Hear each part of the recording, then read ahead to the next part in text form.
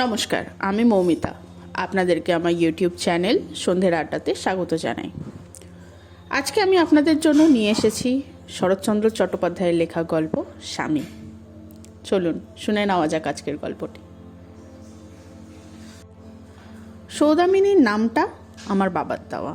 আমি প্রায়ই ভাবি আমাকে 1 বছরের বেশি তো তিনি চোখে দেখে যেতে পাননি, তবে এমন করে আমার ভেতরে বাহিরে মিলিয়ে নাম রেখে গিয়েছিলেন কি করে। বীজমন্ত্রের মতো এই একটি কথাই আমার সমস্ত ভবিষ্যৎ জীবনের ইতিহাসটিই যেন বাবা ব্যক্ত করে গেছেন।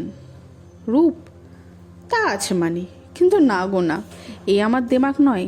না, দেমাক নয়, বুক চিরে দেখানো যায় না, নইলে এই মুহূর্তেই দেখিয়ে দিতুম। রূপ নিয়ে গর্ব করবার আমার আর বাকি কিছুই নেই, একেবারেই কিছু নেই। 18-19, হ্যাঁ তাই বটে, বয়স আমার 19ই। বাইরের দেহটা আমার তার বেশি প্রাচীন হতে পারেনি, কিন্তু এই বুকের ভেতরটায়, এইখানে যে বুড়ি তার 79 বছরের শুকনো হাড়গোড় নিয়ে বাস করে আছে, তাকে দেখতে পাচ্ছ না? পেলে এতক্ষণ ভয়ে আটকে উঠতে। একলা ঘরের মধ্যে মনে হলেও তো আজ আমার লজ্জায় মরতে ইচ্ছা করে। তবে এই কলঙ্কের কালি কাগজের ওপর ঢেলে দেওয়ার আমার কি আবশ্যক ছিল? সমস্ত লজ্জার মাথা খেয়ে সেটাই তো আজ আমাকে বলতে হবে, নইলে আমার মুক্তি হবে কিসে? সব মেয়ের মতো আমিও তো আমার স্বামীকে বিয়ের মন্ত্রর মধ্যে দিয়েই পেয়েছিলাম। তবু কেন তাতে আমার মন উঠল না?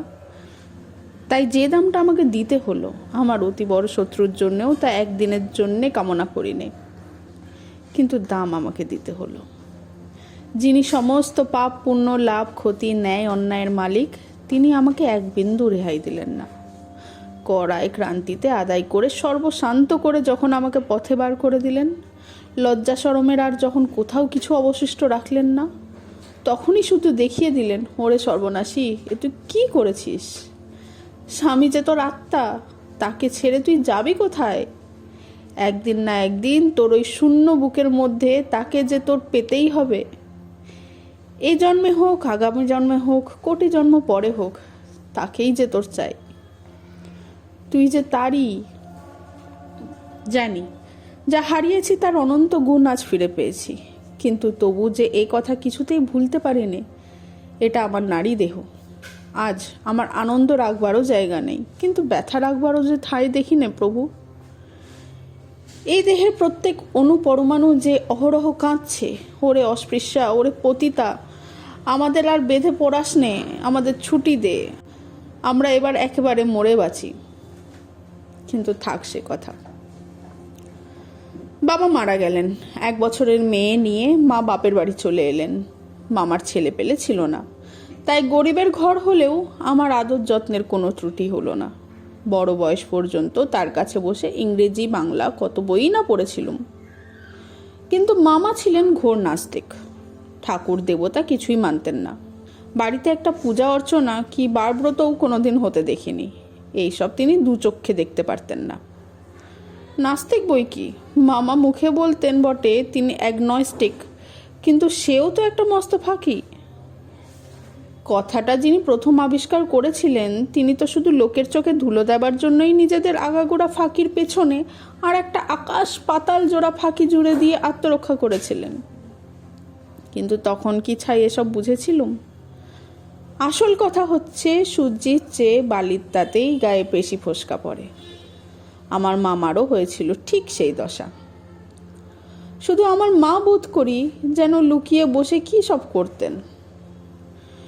সে কিন্তু আমি ছাড়া আর কেউ জানতে পেত না। তা মা যা খুশি করুন, আমি কিন্তু মামার বিদ্যে 16 আনার জায়গায় 18 আনা শিখে নিয়েছিলাম। আমার বেশ মনে পড়ে, দোরগড়ায় সাধু সন্ন্যাসীরা এসে দাঁড়ালে সঙ্গ দেখবার জন্যে ছুটে গিয়ে মামাকে ডেকে আনতুম।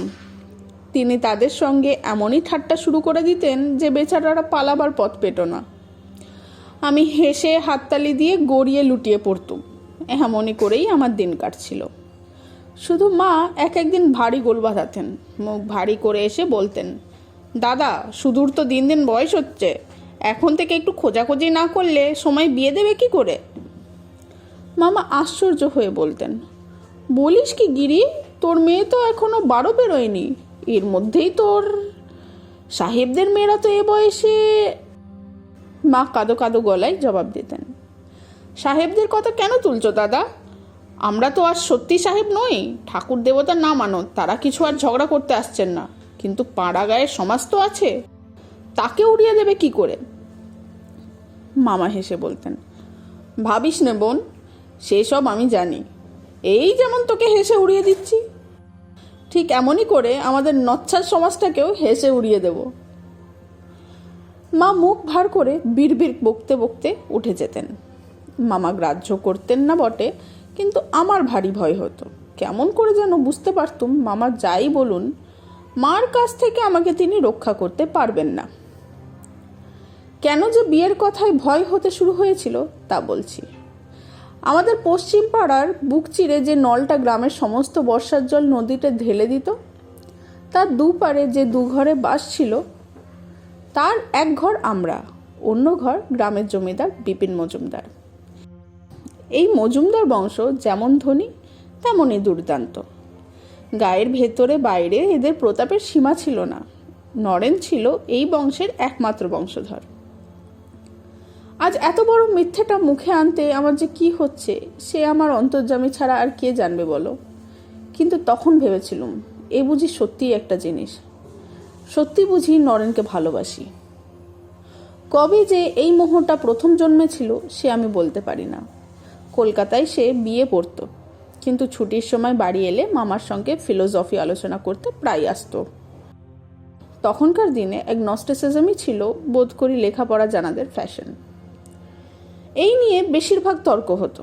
কতদিন মামা তার গৌরব দেখাবার জন্যে নরেনবাবুর তর্কের জবাব দিতে আমাকে ডেকে পাঠাতেন।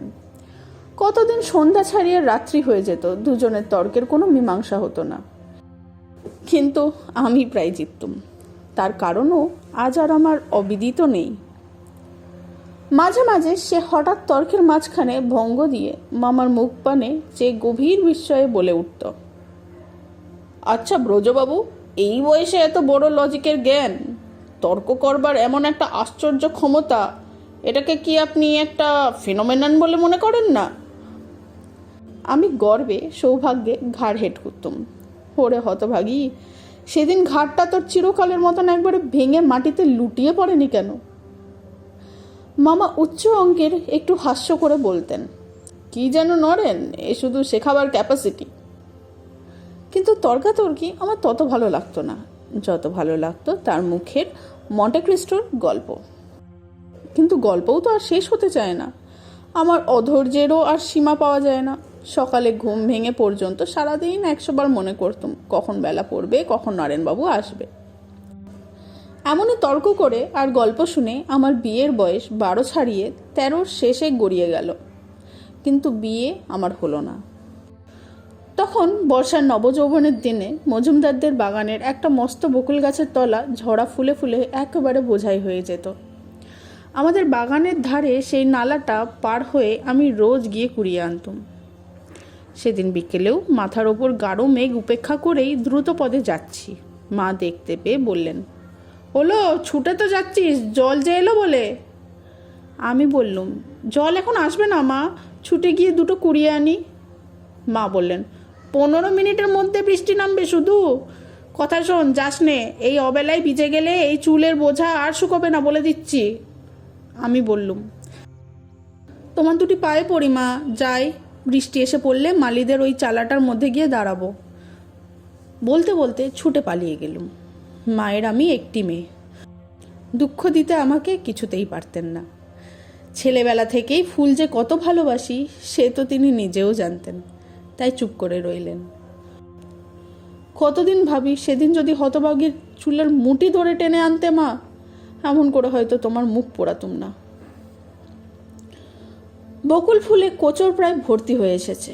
এমন সময় মা যা বললেন তাই হলো। ঝমঝম করে বৃষ্টি এলো। ছুটে গিয়ে মালিদের চালার মধ্যে ঢুকে পড়লুম। কেউ নেই। খুঁটি ঠেস দিয়ে দাঁড়িয়ে মেঘের পানে চেয়ে ভাবছি। ঝমঝম করে ছুটে এসে কে ঢুকে পড়ল।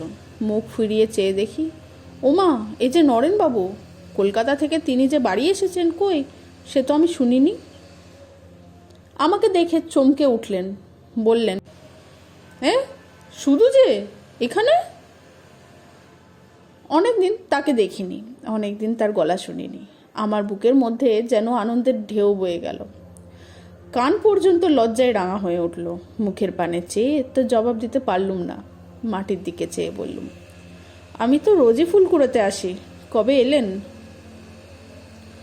নরেন মালিদের একটা ভাঙা খাটিয়া টেনে নিয়ে বসে বললেন, আজ সকালে। কিন্তু তুমি কার হুকুমে ফুল চুরি করো শুনি? গম্ভীর গলায় আশ্চর্য হয়ে হঠাৎ মুখ তুলে দেখি চোখ দুটো তার চাপা হাসিতে নাচছে। লজ্জা লজ্জা, এই পোড়ার মুখেও কোথা থেকে হাসি এসে পড়ল। বললুম, তাই বই কি, কষ্ট করে কুড়িয়ে নিলে বুঝি চুরি করা হয়? নরেন ফস করে দাঁড়িয়ে উঠে বললেন, আর আমি যদি ওই কুড়োনো ফুলগুলো তোমার কোচরের ভেতর থেকে আর একবার কুড়িয়ে নিই, তাকে কি বলে? জানি নে কেন আমার ভয় হলো। সত্যিই যেন এইবার সে এসে আমার আঁচল চেপে ধরবে। হাতের মুঠা আমার আলগা হয়ে গিয়ে চোখের পলকে সমস্ত ফুল ঝপ করে মাটিতে পড়ে গেল। ও কি করলে? আমি কোনো মতে আপনাকে সামলে নিয়ে বললুম, আপনাদেরই তো ফুল, বেশ তো, নিন না কুড়িয়ে।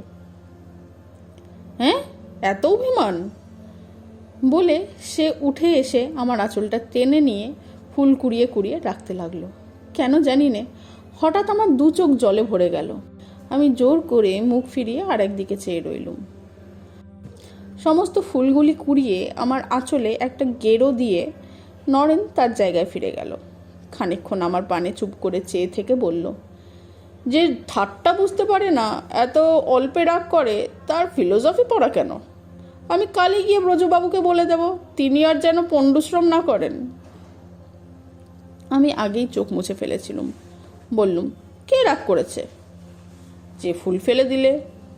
ফুল তো আপনি পড়ে গেল। মুখখানা বুঝি আপনি ফিরে আছে? আমি তো মেঘ দেখছি। মেঘ বুঝি এদিকে ফিরে দেখা যায় না? কই যায়?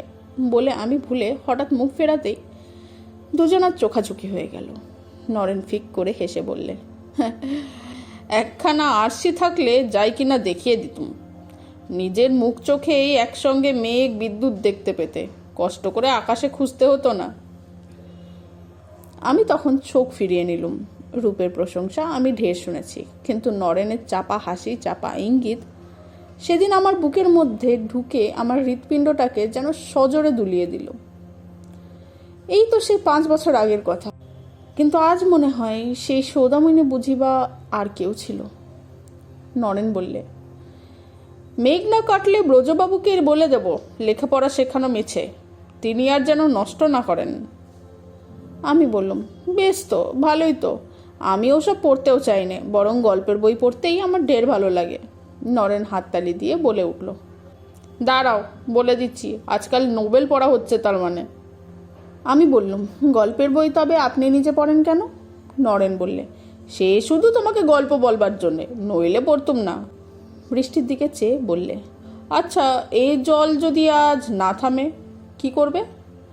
বললুম, ভিজে ভিজে চলে যাব। আচ্ছা, এ যদি আমাদের পাহাড়ি বৃষ্টি হতো তাহলে? গল্প জিনিসটাকে চিরদিনই কি ভালোই না বাসি। একটুখানি গন্ধ পাওয়া মাত্র আমার চোখের দৃষ্টি এক মুহূর্তে আকাশ থেকে নরেনের মুখের ওপর নেমে এলো। জিজ্ঞাসা করে ফেললুম, সে দেশের বৃষ্টির মধ্যে বুঝি বেরোনো যায় না? নরেন বললে, একেবারে না, গায়ে তীরের মতন বেঁধে। আচ্ছা, তুমি সে বৃষ্টি দেখেছ? পোড়া মুখ দিয়ে তুমি বার হয়ে গেল। ভাবি জিভটা সঙ্গে সঙ্গে যদি মুখ থেকে খসে পড়ে যেত। সে বললে, এরপর যদি একজন আপনি বলে ডাকে, সে আর একজনের মরা মুখ দেখবে। কেন দিব্যি দিলেন? আমি তো কিছুতেই তুমি বলবো না। বেশ, তাহলে মরা মুখ দেখো। দিব্যি কিছুই না, আমি মানি নে। কেমন মানো না, একবার আপনি বলে প্রমাণ করে দেখাও। মনে মনে রাগ করে বললুম, পোড়ামুখী, মিছে তেজ তো রইল কোথায়? মুখ দিয়ে তো কিছুতেই বার করতে পারলি নে, কিন্তু দুর্গতির যদি ওইখানেই সেদিন শেষ হয়ে যেত। ক্রমে আকাশের জল থামলো বটে, কিন্তু পৃথিবীর জলে সমস্ত দুনিয়াটা যেন ঘুলিয়ে একাকার করে দিলে। সন্ধ্যা হয় হয়, ফুলকটি আঁচলে বাঁধা কাদা ভরা বাগানের পথে বেরিয়ে পড়লুম। নরেন বললে, চলো তোমাকে পৌঁছে দিই। আমি বললাম, না। মন যেন বলে দিলে সেটা ভালো না, কিন্তু অদৃষ্টকে ডিঙিয়ে যাব কি করে? বাগানের ধারে এসে ভয়ে হতবুদ্ধি হয়ে গেলুম। সমস্ত নালাটা জলে পরিপূর্ণ, পার হয়ে কি করে? নরেন সঙ্গে আসেনি, কিন্তু সেখানেই দাঁড়িয়ে দেখছিল। আমাকে চুপ করে দাঁড়াতে দেখে অবস্থাটা বুঝে নিতে তার দেরি হলো না। কাছে এসে বললে, এখন উপায়? আমি কাঁদো কাঁদো হয়ে বললুম, নালায় ডুবে মরি সেও আমার ভালো, কিন্তু একলা অত দূরে সদর রাস্তাগুলো আমি কিছুতেই যাব না। মা দেখলে। কথাটা আমি শেষ করতেই পারলুম না। নরেন হেসে বলে, আর কি, চলো তোমাকে সেই পিটুলে গাছটার ওপর দিয়ে পার করে দিই। তাই তো বটে। আহ্লাদে মনে মনে নেচে উঠলুম। এতক্ষণ আমার মনে পড়েনি যে খানিকটা দূরে একটা পিটুলি গাছ বহুকাল থেকে ঝড়ে উপড়ে নালার ওপর ব্রিজের মতন পড়ে আছে। ছেলেবেলায় আমি নিজেই তার ওপর দিয়ে এপার ওপার হয়েছি। খুশি হয়ে বললুম, তাই চলো। নরেন তার চেয়েও খুশি হয়ে বললে, কেমন মিষ্টি শোনালে বলো তো। বললুম, যাও। সে বললে, নির্বিঘ্নে পার না করে দিয়ে কি করে আর যেতে পারি? বললুম, তুমি কি আমার পাড়ের কাণ্ডারি নাকি? আমি আজও ভেবে পাইনি এই কথা কি করেই বা মনে এলো এবং কেমন করেই বা মুখ দিয়ে বার করলাম। কিন্তু সে যখন আমার মুখ পানে চেয়ে একটু হেসে বললে, দেখি তাই যদি হতে পারি। আমি ঘেন্নায় যেন মরে গেলুম। সেখানে এসে দেখি পার হওয়া সোজা নয়। একে তো স্থানটা গাছের ছায়ায় অন্ধকার, তাতে পিটুলি গাছটাই জলে ভিজে ভিজে যেমন পিছল তেমন উঁচু নিচু হয়ে আছে। তলা দিয়ে সমস্ত বৃষ্টির জল হু হু শব্দে বয়ে যাচ্ছে। আমি একবার পা বাড়াই, একবার টেনে নিই। নরেন খানিকক্ষণ দেখে বললে, আমার হাত ধরে যেতে পারবে? বললুম, পারবো। কিন্তু তার হাত ধরে এমনই কাণ্ড করলুম যে সে কোনো মতে টাল সামলে এইদিকে লাফিয়ে পড়ে আত্মরক্ষা করলে। কয়েক মুহূর্ত সে চুপ করে আমার মুখ পানে চেয়ে রইল। তারপরেই তার চোখ দুটো যেন ঝকঝক করে উঠল। বললে, দেখবে একবার সত্যিকারের কাণ্ডারি হতে পারি কি না। আশ্চর্য হয়ে বললুম, কি করে? এমনই করে। বলেই সে নত হয়ে আমার দুই হাঁটুর নিচে এক হাত আর ঘাড়ের নিচে অন্য হাত দিয়ে চোখের নিমেষে তার বুকের কাছে তুলে নিয়ে সেই গাছটার ওপর পা দিয়ে দাঁড়ালো। ভয়ে আমি চোখ বুজে বা হাত দিয়ে তার গলা জড়িয়ে ধরলুম। নরেন দ্রুত পদে পার হয়ে এপারে চলে এলো, কিন্তু নামাবার আগে আমার ঠোঁট দুটোকে যেন একেবারে পুড়িয়ে দিল। কিন্তু থাকবে, কম ঘেন্নায় কি আর এ দেহের প্রতি অঙ্গ অহর্নিশি গলায় দড়ি দিতে চায়। শিউড়োতে শিউড়োতে বাড়ি চলে এলুম। ঠোঁট দুটো তেমনই জ্বলতে লাগলো, কিন্তু সে জ্বালা লঙ্কা মরিচ খড়ের জ্বলুনির মতো যত জ্বলতে লাগলো, জ্বালার তৃষ্ণা তত বেড়ে যেতেই লাগলো। মা বললেন, ভালো মেয়ে তুই, শুধু এলি কি করে? নালাটা তো জলে জলমগ্ন হয়ে আছে দেখে এলুম। সে গাছটার ওপর দিয়ে হেঁটে এলি বুঝি? পড়ে মরতে পারলি না? না মা, সে পুণ্য থাকলে আর এই গল্প লেখার দরকার হতো না আমার। তারপর দিন নরেন মামার সঙ্গে দেখা করতে এলো। আমি সেখানেই বসেছিলাম, তার পানে চাইতে পারলুম না, কিন্তু আমার সর্বাঙ্গে কাটা দিয়ে উঠল। ইচ্ছে হলো ছুটে পালাই, কিন্তু ঘরের পাকা মেঝে যে চোরাবালির মতো আমার পা দুটোকে একটু একটু করে গিলতে লাগলো, আমি নড়তেও পারলুম না, মুখ তুলে দেখতেও পারলুম না। নরেনের যে কী অসুখ হলো তা ওই শয়তানই জানে। অনেক দিন পর্যন্ত আর সে কলকাতায় গেল না, রোজই দেখা হতে লাগলো।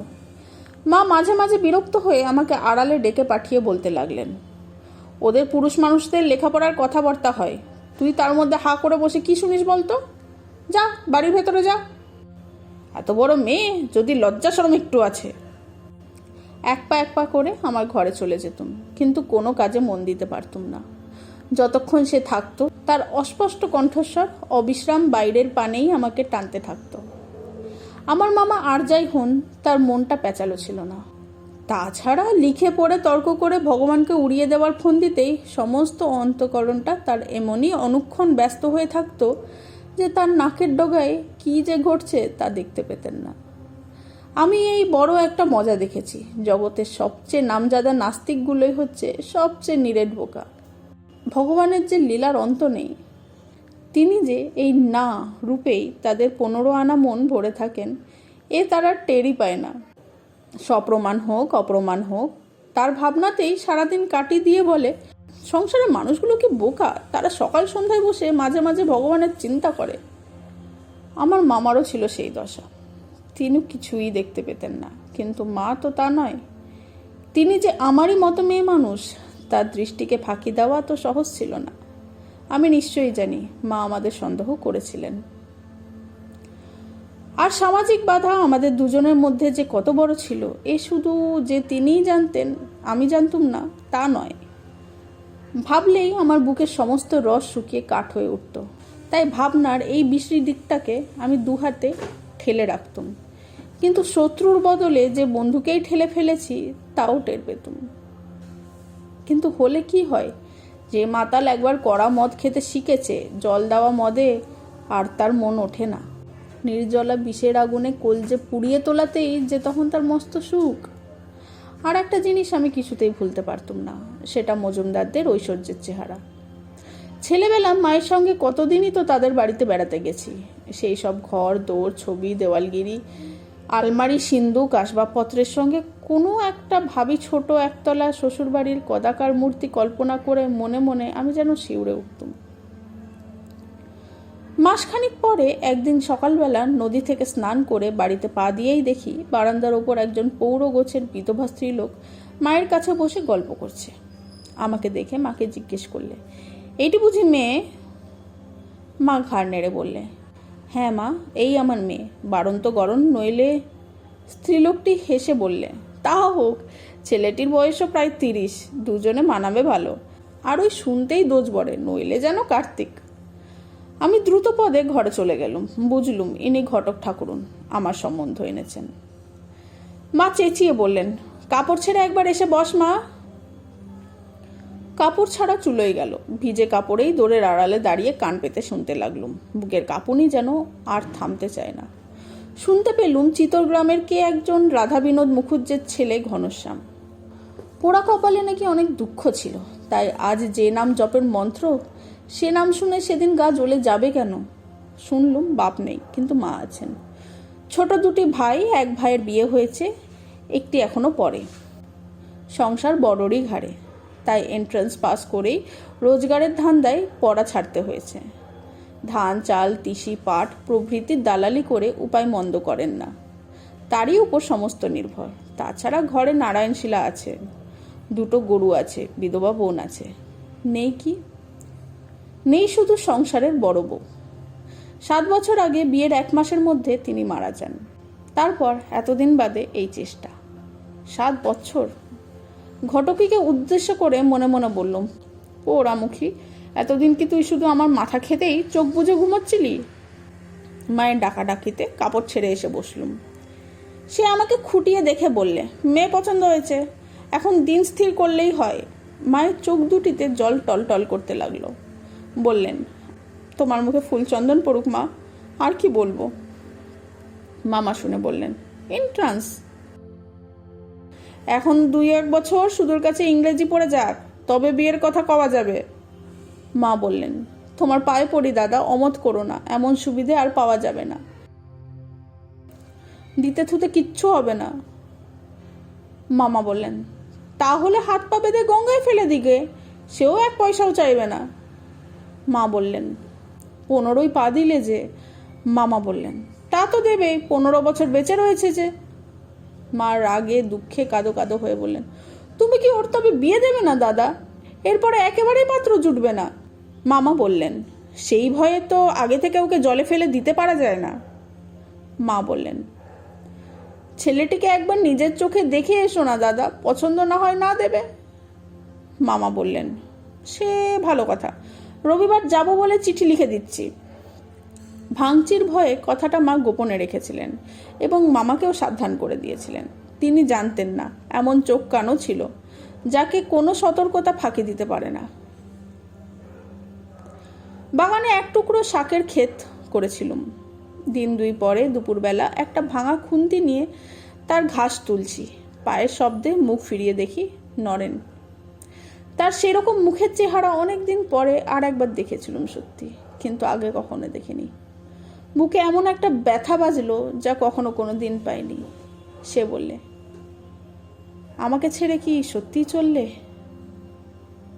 কথাটা বুঝেও যেন বুঝতে পারলুম না। বলে ফেললুম, কোথায়? সে বললে, চিতর। স্পষ্ট হওয়া মাত্রই লজ্জায় আমার মাথা হেঁট হয়ে গেল। কোনো উত্তর মুখে এলো না। সে পুনরায় বললে, তাই আমিও বিদায় নিতে এসেছি, বোধহয় জন্মের মতোই। কিন্তু তার আগে দুটো কথা বলতে চাই, শুনবে? বলতে বলতেই তার গলাটা যেন ধরে গেল। তবুও আমার মুখে কথা জোগালো না। কিন্তু মুখ তুলে চাইলুম, এ কি? দেখি তার দু চোখ বয়ে ঝরঝর করে জল পড়ছে। ওরে দুর্বল নারী, মানুষের চোখের জল সহ্য করবার ক্ষমতা ভগবান তোকে যখন একেবারেই দেননি, তখন তোর আর সাধ্য ছিল কি? দেখতে দেখতে আমারও চোখের জলে বুক ভেসে গেছে। নরেন কাছে এসে কোচার খুঁট দিয়ে আমার চোখ মুছিয়ে দিয়ে হাত ধরে বলল, চলো ওই গাছটার তলায় গিয়ে বসি গে, এখানে কেউ দেখতে পাবে না। মনে বুঝলুম এই অন্যায়, একান্ত অন্যায়। কিন্তু তখন যে তার চোখের পাতা ভিজে, তখনও যে তার কণ্ঠস্বর কান্নায় ভরা। বাগানের এক প্রান্তে একটা কাটালি চাপার কুঞ্জ ছিল। তার মধ্যে সে আমাকে ডেকে নিয়ে গিয়ে বসালো। একটা ভয়ে আমার বুকের মধ্যে দূর দূর করছিল। কিন্তু সে নিজেই দূরে গিয়ে বসে বললে, এই একান্ত নির্জন স্থানে তোমাকে ডেকে এনেছি বটে, কিন্তু তোমাকে ছোবো না, এখনো তুমি আমার হওনি। তার শেষ কথায় আবার পোড়া চোখে জল এসে পড়ল। আঁচলে চোখ মুছে মাটির দিকে চেয়ে চুপ করে বসে রইলুম। তারপর অনেক কথাই হলো, কিন্তু থাকবে সেসব কথা। আজও তো প্রতিদিনকার অতি তুচ্ছ ঘটনাটি পর্যন্ত মনে করতে পারি। মরণেও যে বিস্মৃতিই আসবে সে আশা করতেও যেন ভরসা হয় না। একটা কারণে আমি আমার এত বড় দুর্গতিতেও কোনো দিন বিধাতাকে দোষ দিতে পারিনি। স্পষ্ট মনে পড়ে আমার চিত্তের মাঝে থেকে নরেনের সংস্রব্য তিনি কোনো দিন প্রসন্ন চিত্তে গ্রহণ করেননি। সে যে আমার জীবনে কত বড় মিথ্যে, এ তো তার অগোচর ছিল না। তাই তার প্রণয় নিবেদনের মুহূর্তের উত্তেজনা পরক্ষণের কত বড় অবসাদে যে ডুবে যেত তা আমি ভুলিনি। যেন কার কত চুরি ডাকাতি সর্বনাশ করে ঘরে ফিরে এলুম এমনই মনে হতো। কিন্তু এমনই পোড়া কপাল যে অন্তর্যামীর এত বড় ইঙ্গিতেও আমার হুঁশ হয়নি। হবেই বা কী করে? কোনোদিন তো শিখিনি যে ভগবান মানুষের বুকের মধ্যেও বাস করেন। এই সবই তারই নিষেধ। মামা পাত্র দেখতে যাত্রা করলেন। যাবার সময় কতই না ঠাট্টা তামাশা করে গেলেন। মা মুখ চুন করে দাঁড়িয়ে রইলেন। মনে মনে বেশ বুঝলেন এ যাওয়া পণ্ডুশ্রম। পাত্র তার কিছুতেই পছন্দ হবে না। কিন্তু আশ্চর্য, ফিরে এসে আর বড় ঠাট্টা বিদ্রুপ করলেন না। বললেন, হ্যাঁ, ছেলেটি পাস টাস তেমন কিছু করতে পারেনি বটে, কিন্তু মুখ্য বলেও মনে হলো না। তাছাড়া বড় নম্র, বড় বিনয়ী। আর একটা কি জানিস গিরি, ছেলেটির মুখের ভাবে কি একটু আছে। ইচ্ছে হয় বসে বসে আরো দুদণ্ড আলাপ করি।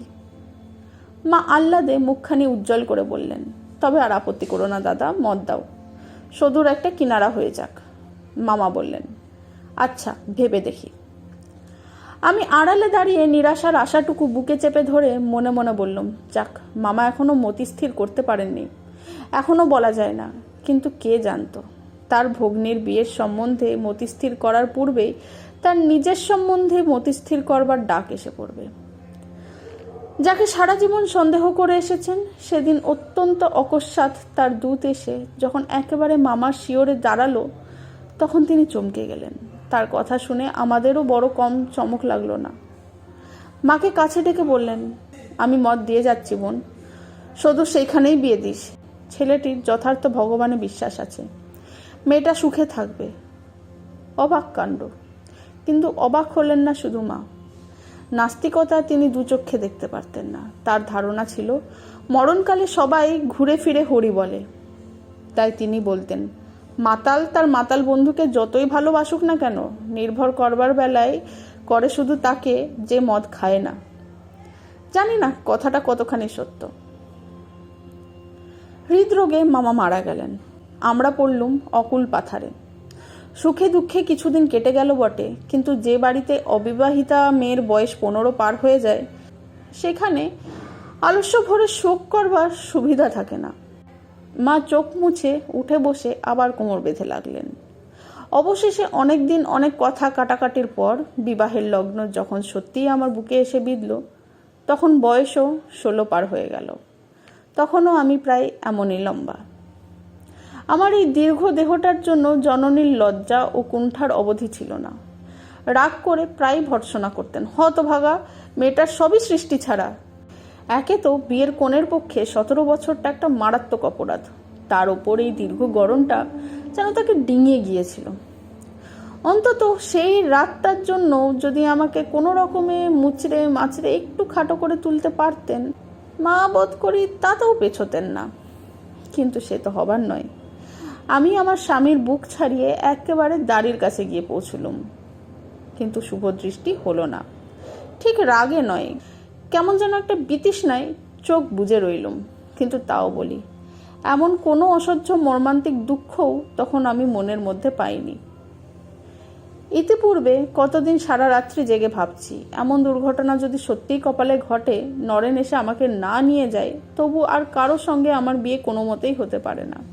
সে রাত্রে নিশ্চয়ই আমার বুক চিরে ভলকে ভলকে রক্ত মুখ দিয়ে গড়িয়ে পড়বে, ধরাধরি করে আমাকে বিবাহ সভা থেকে বিছানায় তুলে নিয়ে যেতে হবে, এ বিশ্বাস আমার মনে একেবারে বদ্ধমূল হয়েছিল। কিন্তু কই, কিছুই তো হলো না। আরও 5 জন বাঙালির মেয়ের যেমন হয় শুভকর্ম, তেমনি করে আমারও সমাধা হয়ে গেল, এবং তেমনি করেই একদিন শ্বশুরবাড়ি যাত্রা করলুম। শুধু যাবার সময়টিতে পালকির ফাঁক দিয়ে সেই কাটালি চাপার কুঞ্জটায় চোখ পড়ায় হঠাৎ চোখে জল চলে এলো। সে যে আমাদের কতদিনের কত চোখের জল, কত দিব্যি দিলাসার নীরব সাক্ষী। আমার চিতরগ্রামের সম্বন্ধটা যেদিন পাকা হয়ে গেল, ওই গাছটার আড়ালে বসেই অনেক অশ্রু বিনিময়ের পর স্থির হয়েছিল সে এসে একদিন আমাকে নিয়ে চলে যাবে। কেন, কোথায় প্রভৃতি বাহুল্য প্রশ্নের তখন আবশ্যক হয়নি। আর কিছু না, শুধু যাবার সময় একবার যদি দেখা হতো। কেন সে আমাকে আর চাইল না, কেন আর একটা দিনও দেখা দিল না, শুধু যদি খবরটা পেতুম। শ্বশুরবাড়ি গেলুম, বিয়ের বাকি অনুষ্ঠানও শেষ হয়ে গেল। অর্থাৎ আমি আমার স্বামীর ধর্মপত্নীর পদে এইবার পাকা হয়ে বসলুম। দেখলুম স্বামীর প্রতি বিতৃষ্ণা শুধু একা আমার নয়, বাড়ি শুদ্ধ আমার দলে। শ্বশুর নেই, সৎশাশুড়ি, তার নিজের ছেলের 2টি, একটি বউ এবং বিধবা মেয়েটি নিয়ে ব্যতিব্যস্ত। এতদিন নিরাপদে সংসার করছিলেন, হঠাৎ একটি 17-18 বৎসরের মৎস্য বউ দেখে তার সমস্ত মন সশস্ত্র জেগে উঠল। কিন্তু মুখে বললেন, বাঁচলুম বৌমা, তোমার হাতে সংসার ফেলে দিয়ে এখন দুদণ্ড ঠাকুরের নাম করতে পাবো। ঘনশ্যাম আমার পেটের ছেলের চেয়েও বেশি, সে বেঁচে থাকলেই তো সব বজায় থাকবে, এইটি বুঝে শুধু কাজ করো মা, আর কিছু আমি চাই নে। তার কাজ তিনি করলেন, আমার কাজ আমি করলুম। বললুম, আচ্ছা। কিন্তু সে ওই কুস্তিগিরের তাল ঠোকার মতো। প্যাচ মারতে যে দুজনেই জানি, তা ইশারায় জানিয়ে দেওয়া। কিন্তু কত শীঘ্র মেয়ে মানুষ যে মেয়ে মানুষকে চিনতে পারে, এ এক আশ্চর্য ব্যাপার। তাকে জানতে আমারও তেমন দেরি হলো না। আমাকেও 2 দিনের মধ্যে চিনে নিয়ে তিনিও তেমনই আরামে নিঃশ্বাস ফেললেন। বেশ বুঝলেন, স্বামীর খাওয়া পড়া ওঠা বসা খরচপত্র নিয়ে দিবারাত্রি চক্র ধরে ফোঁস করে বেড়াবার মতো আমার উৎসাহও নেই, প্রবৃত্তিও নেই। মেয়ে মানুষের তুনে যত প্রকার দিব্যাস্ত্র আছে, আড়ি পাতাটা ব্রহ্মাস্ত্র। সুবিধা পেলে এতে মা, মেয়ে, শাশুড়ি, বউ, যা, ননদ কেউ কাকে খাতির করে না। আমি ঠিক জানি, আমি যে পালঙ্কে না শুয়ে ঘরের মেঝেতে একটা মাদুর টেনে নিয়ে সারা রাত পড়ে থাকতুম, এ সুসংবাদ তার অগোচর ছিল না। আগে যে ভেবেছিলুম নরেনের বদলে আর কারো ঘর করতে হলে সেই দিনই আমার বুক ফেটে যাবে, দেখলুম সেটা ভুল। ফাটবার চেরবার কোনো লক্ষণই টের পেলুম না। কিন্তু তাই বলে এক শয্যায় শুতেও আমার কিছুতেই প্রবৃত্তি হলো না। দেখলুম আমার স্বামীটি অদ্ভুত প্রকৃতির লোক। আমার আচরণ নিয়ে তিনি কিছুদিন পর্যন্ত কোনো কথাই কইলেন না, অথচ মনে মনে রাগ কিংবা অভিমান করে আছেন তাও নয়। শুধু একদিন একটু হেসে বললেন, ঘরে আর একটা খাট এনে বিছানাটা বড় করে নিলে কি শুতে পারো না? আমি বললুম, দরকার কি, আমার তো এতে কষ্ট হয় না। তিনি বললেন, না হলেও একদিন অসুখ করতে পারে যে। আমি বললাম, তোমার এতই যদি ভয়, আমার আর কোনো ঘরে শোবার ব্যবস্থা করে দিতে পারো না? তিনি বললেন, ছি, তা কি হয়? তাতে কত রকমের অপ্রিয় আলোচনা উঠবে। বললুম, ওঠে উঠুক, আমি গ্রাহ্য করি নে।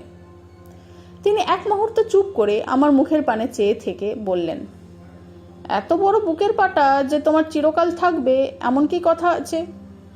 বলে একটুখানি হেসে কাজে চলে গেলেন। আমার মেজ দেওর টাকা 40-এর মতো কোথাও চাকরি করতেন, কিন্তু একটা পয়সাও কখনো সংসারে দিতেন না। অথচ তার আপিসের সময়ের ভাত, আপিস থেকে এলে পা ধোবার গাড়ু, গামছা, জলখাবার, পান, তামাক ইত্যাদি জোগাবার জন্য বাড়ি শুদ্ধ সবাই যেন ত্রস্ত হয়ে থাকত। দেখতুম আমার স্বামী, আমার মেজ দেওর হয়তো কোনোদিন একসঙ্গেই বিকেলবেলায় বাড়ি ফিরে এলেন। সবাই তার জন্য ব্যতিব্যস্ত, এমনকি চাকরটা পর্যন্ত তাকে প্রশ্ন করবার জন্য ছুটোছুটি করে বেরোচ্ছে। তার এক তিল দেরি কিংবা অসুবিধা হলে যেন পৃথিবী রসাতলে যাবে। অথচ আমার স্বামীর দিকে কেউ চেয়েও দেখত না। তিনি আধ ঘন্টা ধরে হয়তো এক ঘটি জলের জন্য দাঁড়িয়ে আছেন, কারো সেদিকে গ্রাহ্যই নেই। অথচ ওদের খাওয়া পড়া সুখ সুবিধের জন্যেই তিনি দিবা রাত্রি খেটে মরছেন। ছ্যাঁকড়া গাড়ির ঘোড়াও মাঝে মাঝে বিদ্রোহ করে, কিন্তু তার যেন কিছুতেই শান্তি নেই। কোনো দুঃখই যেন তাকে পীড়া দিতে পারে না। এমন শান্ত, এত ধীর, এত বড় পরিশ্রমী এর আগে আমি কখনো চোখে দেখিনি। আর চোখে দেখেছি বলেই লিখতে পারছি, নইলে শোনা কথা হলে বিশ্বাস করতেই পারতুম না। সংসারে এমন ভালো মানুষও থাকতে পারে। মুখে হাসিটি লেগেই আছে। সপ্তাহতেই বলতেন, থাক থাক, আমার এতেই হবে। স্বামীর প্রতি আমার মায়াই তো ছিল না, বরঞ্চ বৃতৃষ্ণার ভাবই ছিল। তবু এমন একটা নিরীহ লোকের ওপর বাড়িশুদ্ধ সকলের এত বড় অন্যায় অবহেলায় আমার গা যেন জ্বলে উঠতে লাগলো। বাড়িতে গরুর দুধ বড় কম হতো না, কিন্তু তার পাতে কোনোদিন বা একটু পড়তো, কোনোদিন পড়তো না। হঠাৎ একদিন সইতে না পেরে বলে ফেলেছিলাম আর কি, কিন্তু পরক্ষণেই মনে হলো, ছি ছি, আমাকে কতটা নির্লজ্জই না এরা মনে করলো। তাছাড়া এরা সব আপনার লোক হয়েও যদি দয়া মায়া না করে, আমারই বা এত মাথা ব্যথা কেন? আমি কোথাকার কে? দিন 5-6 পরে একদিন সকালবেলা রান্নাঘরে বসে মেজ ঠাকুরপোর জন্যে চা তৈরি করছি। স্বামীর কণ্ঠস্বর আমার কানে গেল। তার সকালেই কোথায় বার হবার দরকার ছিল, ফিরতে দেরি হবে। মাকে ডেকে বললেন, কিছু খেয়ে গেলে বড় ভালো হতো মা, খাবার টাবার কিছু আছে? মা বললেন, অবাক করলে ঘনশ্যাম, এত সকালে খাবার পাবো কোথায়? স্বামী বললেন, তবে থাক, ফিরে এসেই খাবো, বলে চলে গেলেন। সেদিন আমি কিছুতেই আপনাকে আর সামলাতে পারলুম না। আমি জানতুম ও পাড়ার বসেরা তাদের বেয়াই বাড়ির পাওয়া সন্দেশ রসগোল্লা পাড়ায় বিলিয়েছিল। কাল রাত্রে আমাদেরও কিছু দিয়েছিল। শাশুড়ি ঘরে ঢুকতেই বলে ফেললুম, কালকের খাবার কি কিছুই ছিল না মা? তিনি একবারে আকাশ থেকে বললেন, খাবার আবার কে আনলে বৌমা? আমি বললুম, সেই যে বসেরা দিয়ে গিয়েছিল। তিনি বললেন, ও মা, সে আবার কটা যে আজকে সকাল পর্যন্ত থাকবে? সে তো কালই শেষ হয়ে গেছে। বললুম, তা ঘরে কি কিছুই খাবার তৈরি করে দেওয়া যেত না মা? শাশুড়ি বললেন, বেশ তো বৌমা, তাহলে তুমি দিলে না কেন? তুমি তো বসে বসে সমস্ত শুনছিলে বাচ্চা। চুপ করে রইলুম। আমার কি বা বলবার ছিল? স্বামীর প্রতি আমার ভালোবাসার টান তো আর বাড়িতে কারোর অবিদিত ছিল না। চুপ করে রইলুম সত্যি, কিন্তু ভেতরের মনটা আমার জ্বলতেই লাগলো। দুপুরবেলা শাশুড়ি ডেকে বললেন, খাবে এসো বৌমা, ভাত বাড়া হয়েছে। আমি বললুম, আমি এখন খাবো না, তোমরা খাওগে। আমার আজকের মনের ভাব শাশুড়ি লক্ষ্য করেছিল। বললেন, খাবে না কেন শুনি? বললুম, এখন খিদে নেই। আমার মেজোজা আমার চেয়ে বছর 4 বড় ছিলেন। রান্নাঘরের ভেতর থেকে ঠোকর দিয়ে বলে উঠলেন, বড়ঠাকুরের খাওয়া না হলে বোধহয় দিদির খিদে হবে না, না? শাশুড়ি বললেন, তাই নাকি বৌমা? বলি, এই নতুন ঢং শিখলে কোথায়? তিনি কিছুই মিথ্যে বলেননি, আমার পক্ষে এ ঢংই বটে। তবু খোটা সইতে পারলুম না, জবাব দিয়ে বললুম, নতুন হবে কেন মা? তোমাদের সময় কি রীতির চলন ছিল না? ঠাকুরদের খাবার আগেই কি খেতে? তবু ভালো, ঘনশ্যামের এতদিনে কপাল ফিরল, বলে শাশুড়ি মুখখানা বিকৃত করে রান্নাঘরে গিয়ে ঢুকলেন। মেজোজায়ের গলা কানে গেল। তিনি আমাকে শুনিয়েই বললেন, তখনই তো বলেছিলুম মা, বুড়ো শালিক পোষ মানবে না। রাগ করে ঘরে এসে শুয়ে পড়লুম বটে, কিন্তু এইবার সমস্ত জিনিসটা মনে মনে আলোচনা করে লজ্জায় যেন মাথা কাটা যেতে লাগলো। কেবলই মনে হতে লাগলো তার খাওয়া হয়নি বলে খাইনি, তার কথা নিয়ে ঝগড়া করছি। ফিরে এসে এসব যদি তার কানে যায়, ছি ছি, কি ভাববেন তিনি। আমার এতদিনের আচরণের সঙ্গে এ ব্যবহার এমনই বিদৃশ্য খাপছাড়া যে নিজের লজ্জাতেই নিজে মরে যেতে লাগলুম। কিন্তু বাঁচলুম। ফিরে এলে এ কথা কেউ তাকে শোনালে না। সত্যিই বাঁচলুম, এর এক বিন্দু মিছে নয়। কিন্তু আচ্ছা, একটা কথা যদি বলি, তোমরা বিশ্বাস করতে পারবে কি? যদি বলি, সে রাত্রে পরিশ্রান্ত স্বামী শয্যার উপর ঘুমিয়ে রইলেন, আর নিচে যতক্ষণ না আমার ঘুম এলো ততক্ষণ ফিরে ফিরে কেবলই স্বাদ হতে লাগলো কেউ যদি কথাটা ওর কানে তুলে দিত, অভুক্ত স্বামীকে ফেলে আজ আমি কিছুতেই খাইনি, এই নিয়ে ঝগড়া করেছি, তবু মুখ বুঝে এই অন্যায় সহ্য করিনি। কথাটা তোমাদের বিশ্বাস হবে কি? না হলেও তোমাদের দোষ দেব না, হলে বহু ভাগ্য বলে মনে করব। আজ আমার স্বামীর বড় তো ব্রহ্মাণ্ডে আর কিছুই নেই। তার নাম নিয়ে বলছি, মানুষের মন পদার্থটার যে অন্ত নেই, সেই দিন তার আভাস পেয়েছিলুম। এত বড় পাপিষ্ঠার মনের মধ্যেও এমন দুটো উল্টো স্রোত একসঙ্গে বয়ে যাওয়ার স্থান হতে পারে দেখে তখন অবাক হয়ে গিয়েছিলুম। মনে মনে বলতে লাগলুম, এই যে বড় লজ্জার কথা, নইলে এক্ষুনি ঘুম থেকে জাগিয়ে বলে দিতুম। শুধু সৃষ্টি ছাড়া ভালো মানুষ হলেই হয় না, কর্তব্য করতে শেখাও দরকার। যে স্ত্রী তুমি এক বিন্দু খবর নাও না, সে তোমার জন্য কি করেছে একবার চোখ মেলে দেখো। হারে পোড়া কপাল, খদ্দর চায় সূর্যদেবকে আলো ধরে পথ দেখাতে। তাই বলি, হতভাগী স্পর্ধার কি আর আদি অন্ত দাওনি ভগবান? গরমের জন্যে কিনা বলতে পারিনি, কদিন ধরে প্রায় মাথা ধরছিল। দিন পাঁচেক পরে অনেক রাত্রি পর্যন্ত ছটপট করে কখন একটু ঘুমিয়ে পড়েছিলাম। ঘুমের মধ্যেই যেন মনে হচ্ছিল কে পাশে বসে ধীরে ধীরে পাখার বাতাস করছে। একবার ঠক করে গায়ে পাখাটা ঠেকে যেতে ঘুম ভেঙে গেল। ঘরের আলো জ্বলছিল, চেয়ে দেখলুম স্বামী রাত জেগে বসে পাখার বাতাস করে আমাকে ঘুম পাড়াচ্ছেন। হাত দিয়ে পাখাটা ধরে ফেললুম। বললুম, এ তুমি কি করছো? তিনি বললেন, কথা কইতে হবে না, ঘুমোও, জেগে থাকলে মাথা ধরা ছাড়বে না। আমি বললুম, আমার মাথা ধরেছে, কে তোমাকে বললে? তিনি একটু হেসে জবাব দিলেন, কেউ বলেনি, আমি হাত গুনতে জানি, কারো মাথা ধরলেই টের পাই। বললুম, তাহলে অন্যদিনও পেয়েছো বলো, মাথা তো শুধু আমার আজই ধরেনি। তিনি আবার একটু হেসে বললেন, রোজই পেয়েছি, কিন্তু এখন একটু ঘুমোবে না কথা কবে? বললুম, মাথা ধরা আমার ছেড়ে গেছে, আর ঘুমোবো না। তিনি বললেন, তবে সবুর করো, ওষুধটা তোমার কপালে লাগিয়ে দিই। বলে উঠে গিয়ে কি একটা নিয়ে এসে ধীরে ধীরে আমার কপালে ঘষে দিতে লাগলেন। আমি ঠিক ইচ্ছে করেই যে করলুম তা নয়, কিন্তু আমার ডান হাতটা কেমন করে তার কোলের ওপর গিয়ে পড়তেই তিনি একটা হাত দিয়ে সেটা ধরে রাখলেন। হয়তো একবার একটু জোর করেও ছিলুম, কিন্তু জোর আপনিই কোথায় মিলিয়ে গেল। দুরন্ত ছেলেকে মা যখন কোলে টেনে নিয়ে জোর করে ধরে রাখেন, তখন বাইরে থেকে হয়তো সেটাকে একটুখানি অত্যাচারের মতোও দেখায়, কিন্তু সে অত্যাচারের মধ্যে শিশুর ঘুমিয়ে পড়তে বাধ্যে না। বাইরের লোক যাই বলুক, শিশু বোঝে ওটাই তার সবচেয়ে নিরাপদ স্থান। আমার এই জড়পিণ্ড হাতটারও বোধ করি সে জ্ঞানী ছিল, নইলে কি করে সে টের পেলে নিশ্চিন্ত নির্ভয়ে পড়ে থাকবার এমন আশ্রয় তার আর নাই। তারপর তিনি আস্তে আস্তে আমার কপালে হাত বুলোতে লাগলেন। আমি চুপ করে পড়ে রইলুম। আমি এর বেশি আর বলবো না। আমার সেই প্রথম রাত্রির আনন্দ স্মৃতি, সে আমার, একেবারে আমারই থাক। কিন্তু আমি তো জানতাম ভালোবাসার যা কিছু সে আমি শিখে এবং শেষ করে দিয়ে শ্বশুরবাড়ি এসেছি। কিন্তু সে শেখা যে ডাঙায় হাত পা ছুঁড়ে সাঁতার শেখার মতো ভুল শেখা, এই সোজা কথাটা সেদিন যদি টের পেতুম। স্বামীর কোলের ওপর থেকে আমার হাতখানা যে তার সর্বাঙ্গ দিয়ে শোষণ করে এই কথাটাই আমার বুকের ভেতর পৌঁছে দেবার মতো চেষ্টা করছিল, এই কথাটাই যদি সেদিন আমার কাছে ধরা পড়তো। সকালে ঘুম ভেঙে দেখলুম স্বামী ঘরে নেই, কখন উঠে গেছেন। হঠাৎ মনে হলো স্বপ্ন দেখিনি তো, কিন্তু চেয়ে দেখি সেই ওষুধের শিশিটা তখনও শিওরের কাছে রয়েছে। কি যেন মনে হলো, সেটা বারবার মাথায় ঠেকিয়ে তবে কুলুঙ্গিতে রেখে বাইরে এলুম। শাশুড়ি ঠাকুরুন সেই দিন থেকে আমার ওপর যে কড়া নজর রাখছিলেন সে আমি টের পেলুম। আমিও ভেবেছিলুম, মরুকে, আমি কোনো কথায় আর থাকবো না। তাছাড়া দুদিন আসতে না আসতেই স্বামীর খাওয়া পড়া নিয়ে ঝগড়া। ছি ছি, লোকে শুনলেই বা কি বলবে। কিন্তু কবে যে এর মধ্যেই আমার মনের ওপর দাগ পড়ে গিয়েছিল, কবে যে তার খাওয়া পড়া নিয়ে ভেতরে ভেতরে উৎসুক হয়ে উঠেছিলাম, সে আমি নিজেই জানতুম না। তাই 2 দিন যেতে না যেতেই আবার একদিন ঝগড়া করে ফেললুম।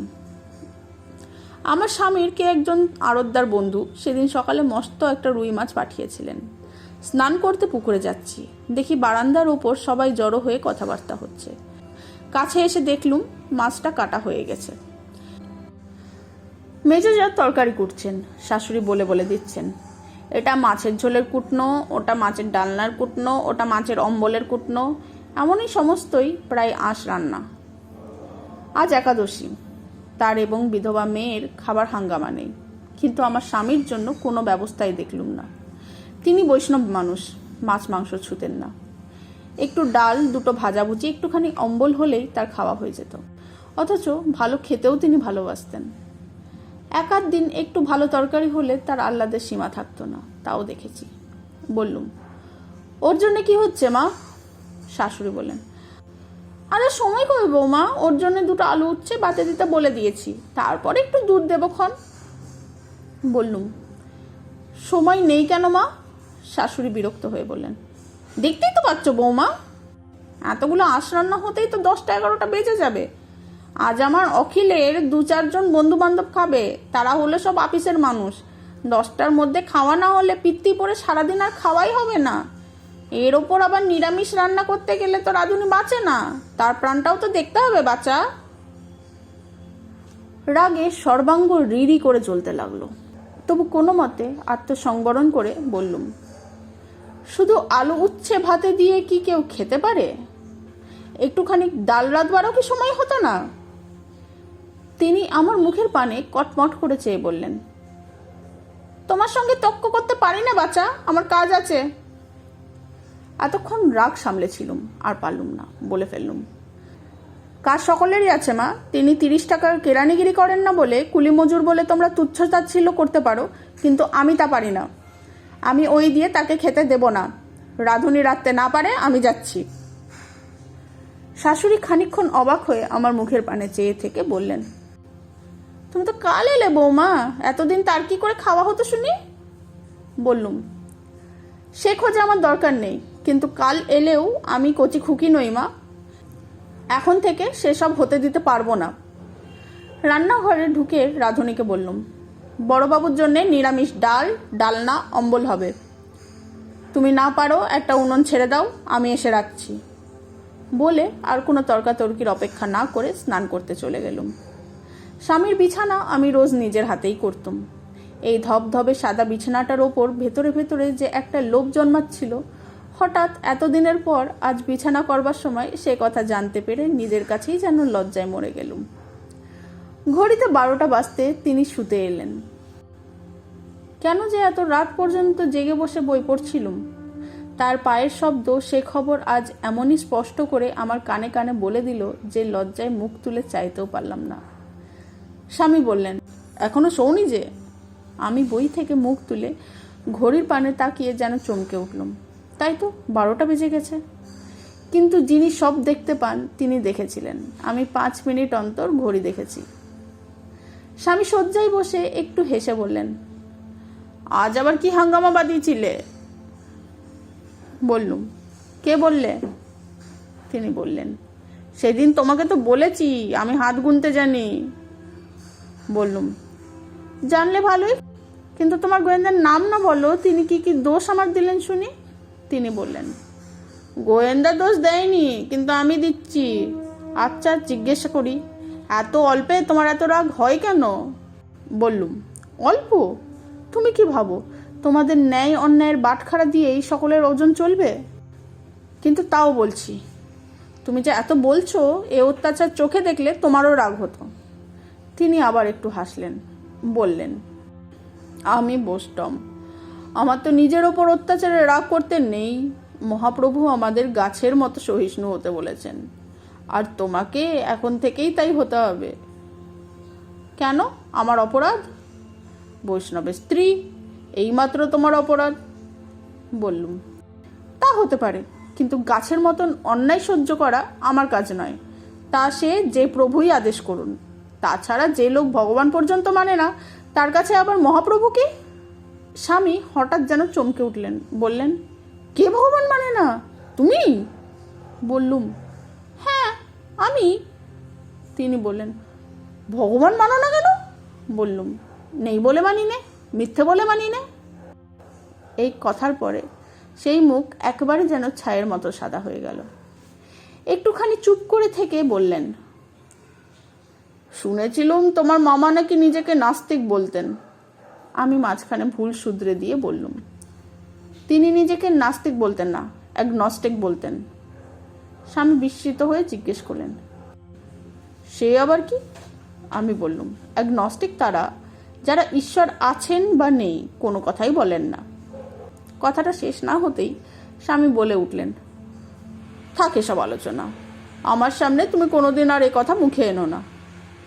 তবু তর্ক করতে যাচ্ছিলাম, কিন্তু হঠাৎ তার মুখ পানে চেয়ে আর আমার মুখে কথা জোগালো না। ভগবানের ওপর তার অচল বিশ্বাস আমি জানতুম, কিন্তু কোনো মানুষ যে আর একজনের মুখের থেকে তার অস্বীকার শুনলে এত ব্যথা পেতে পারে, এ ধারণাই আমার ছিল না। এই নিয়ে মামার বসবার ঘরে অনেক তর্ক নিজেও করেছি, অপরকেও করতে শুনেছি, রাগারাগি হয়ে যেত বহুবার দেখেছি, কিন্তু এমন বেদনায় বিবর্ণ হয়ে যেতে কাউকে দেখিনি। আমি নিজেও ব্যথা বড় কম পেলুম না, কিন্তু কোনো তর্ক না করে এভাবে আমার মুখ বন্ধ করে দেওয়ার অপমানে আমার মাথা হেঁট হয়ে গেল। কিন্তু ভাবি, আমার অপমানের পালাটা এর ওপর দিয়ে কেন সেদিন শেষ হলো না? যে মাদুরটা পেতে আমি নিচে শুতুম, সেটা ঘরের কোণে গুটানো থাকতো। আজ কি সরিয়ে রেখেছিল বলতে পারিনি, খুঁজে পাচ্ছি না দেখে তিনি নিজে বিছানা থেকে একটা তোষক তুলে বললেন, আজ এটা পেতে শো, এত রাতে কোথায় খুঁজে বেরোবে বলো? তার কণ্ঠস্বরে বিদ্রুপ ব্যঙ্গের লেশমাত্র ছিল না, তবুও কথাটা যেন অপমানের শুল হয়ে আমার বুকে বিঁধল। রোজ তো আমি নিচেই শুই, সামান্য একখানা মাদুর পেতে যেমন তেমনভাবে রাত্রি যাপন করাটাই তো ছিল আমার সবচেয়ে বড় গর্ব। কিন্তু স্বামীর ছোট্ট দুটি কথায় যে আজ আমার সেই গর্ব ঠিক তত বড় লাঞ্ছনায় রূপান্তরিত হয়ে দেখা দেবে, এই কে ভেবেছিল? অন্যত্র শোবার উপকরণ স্বামীর হাত থেকে হাত পেতে নিলুম, কিন্তু শোবা মাত্রই কান্নার ঢেউ যেন আমার গলা পর্যন্ত ফেনিয়ে উঠল। জানি না তিনি শুনতে পেয়েছিলেন কি না। সকাল হতে না হতেই তাড়াতাড়ি বিছানা তুলে ঘর থেকে পালাবার চেষ্টা করছি। তিনি ডেকে বললেন, আজ এত ভোরে উঠলে যে? বললুম, ঘুম ভেঙে গেল, তাই বাইরে যাচ্ছি। বললেন, একটা কথা আমার শুনবে? রাগে অভিমানে সর্বাঙ্গ ভরে গেল। বললুম, তোমার কথা কি আমি শুনিনি? আমার মুখ পানে চেয়ে তিনি একটু হেসে বললেন, শোনো? আচ্ছা, তাহলে কাছে এসো বলি। বললুম, আমি তো কালা নই, এখানে দাঁড়িয়েই শুনতে পাবো। পাবে না গো, পাবে না বলেই হঠাৎ তিনি সম্মুখে ঝুঁকে পড়ে আমার হাতটা ধরে ফেললেন। আমি জোর করে ছাড়াতে গেলুম, কিন্তু তার সঙ্গে পারবো কেন? একেবারে বুকের কাছে টেনে নিয়ে হাত দিয়ে জোর করে আমার মুখ তুলে ধরে বললেন, যারা ভগবান মানে তারা কি বলে জানো?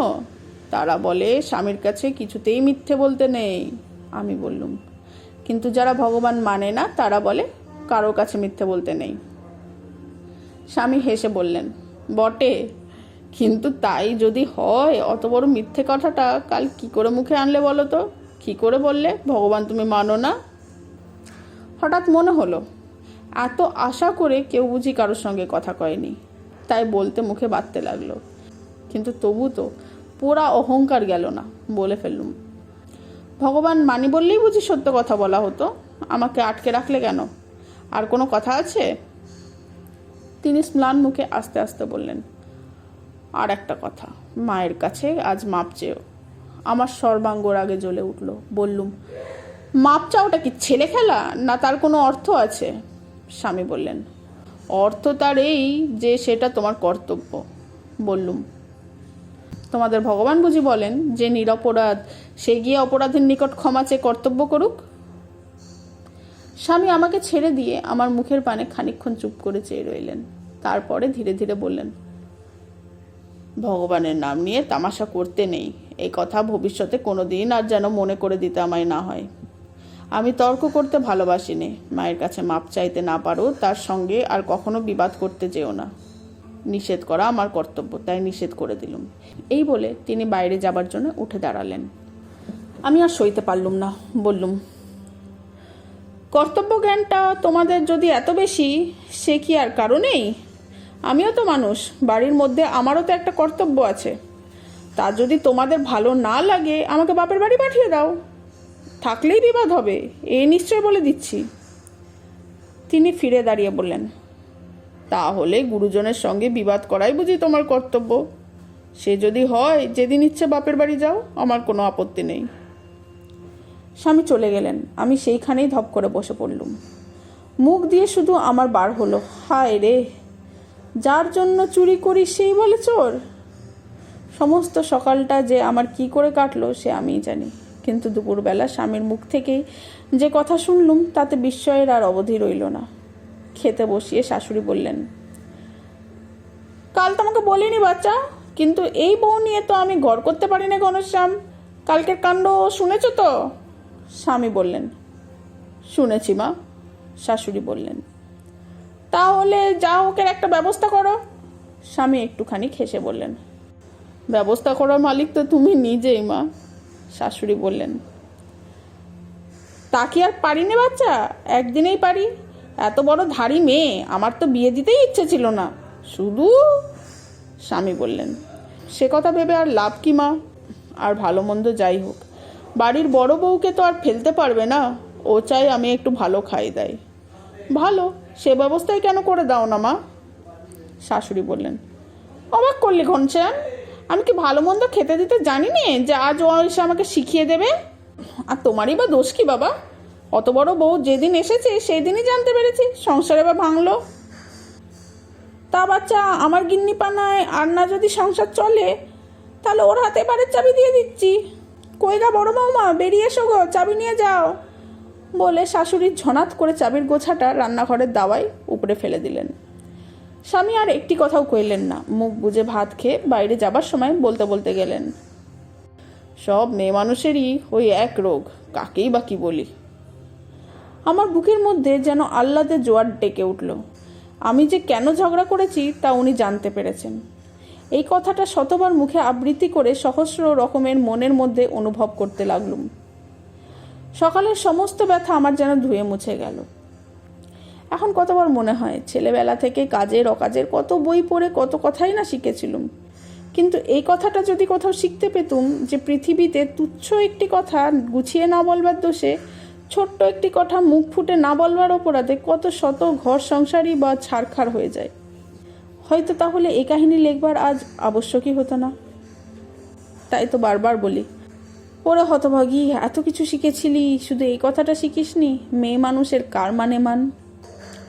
কার হতাদরে তোদের মনের অট্টালিকা তাসের অট্টালিকার মতন এক নিমেষে একটা ফুয়ে ধূলিসাৎ হয়ে যায়। তবে তোর কপাল পুড়বে না তো কার পুড়বে? সমস্ত সন্ধ্যাবেলাটা ঘরে খিল দিয়ে যদি সাজসজ্জাই করলি, অসময়ে ঘুমের ভান করে যদি স্বামীর পালঙ্কের একধারে গিয়ে শুতেই পারলি, তাকে একটা সাড়া দিতেই কি তোর এমন কণ্ঠরোধ হলো? তিনি ঘরে ঢুকে দ্বিধায় সংকোচে বারবার ইতস্তত করে যখন বেরিয়ে গেলেন, একটা হাত বাড়িয়ে তার হাতটা ধরে ফেলতেই কি তোর হাতে পক্ষাঘাত হলো? সেই তো সারা রাত্রি ধরে মাটিতে পড়ে পড়ে কাঁদলি। একবার মুখ ফুটে বলতেই কি শুধু এত বাধা হলো যে আচ্ছা তুমি তোমার বিছানাতে এসেছো, আমি আমার ভূমিশয্যাতে না হয় ফিরে যাচ্ছি। অনেক বেলায় যখন ঘুম ভাঙলো, মনে হলো যেন জ্বর হয়েছে, উঠে বাইরে যাচ্ছি। স্বামী এসে ঘরে ঢুকলেন। আমি মুখ নিচু করে একপাশে দাঁড়িয়ে রইলুম। তিনি বললেন, তোমাদের গ্রামের নরেনবাবু এসেছেন।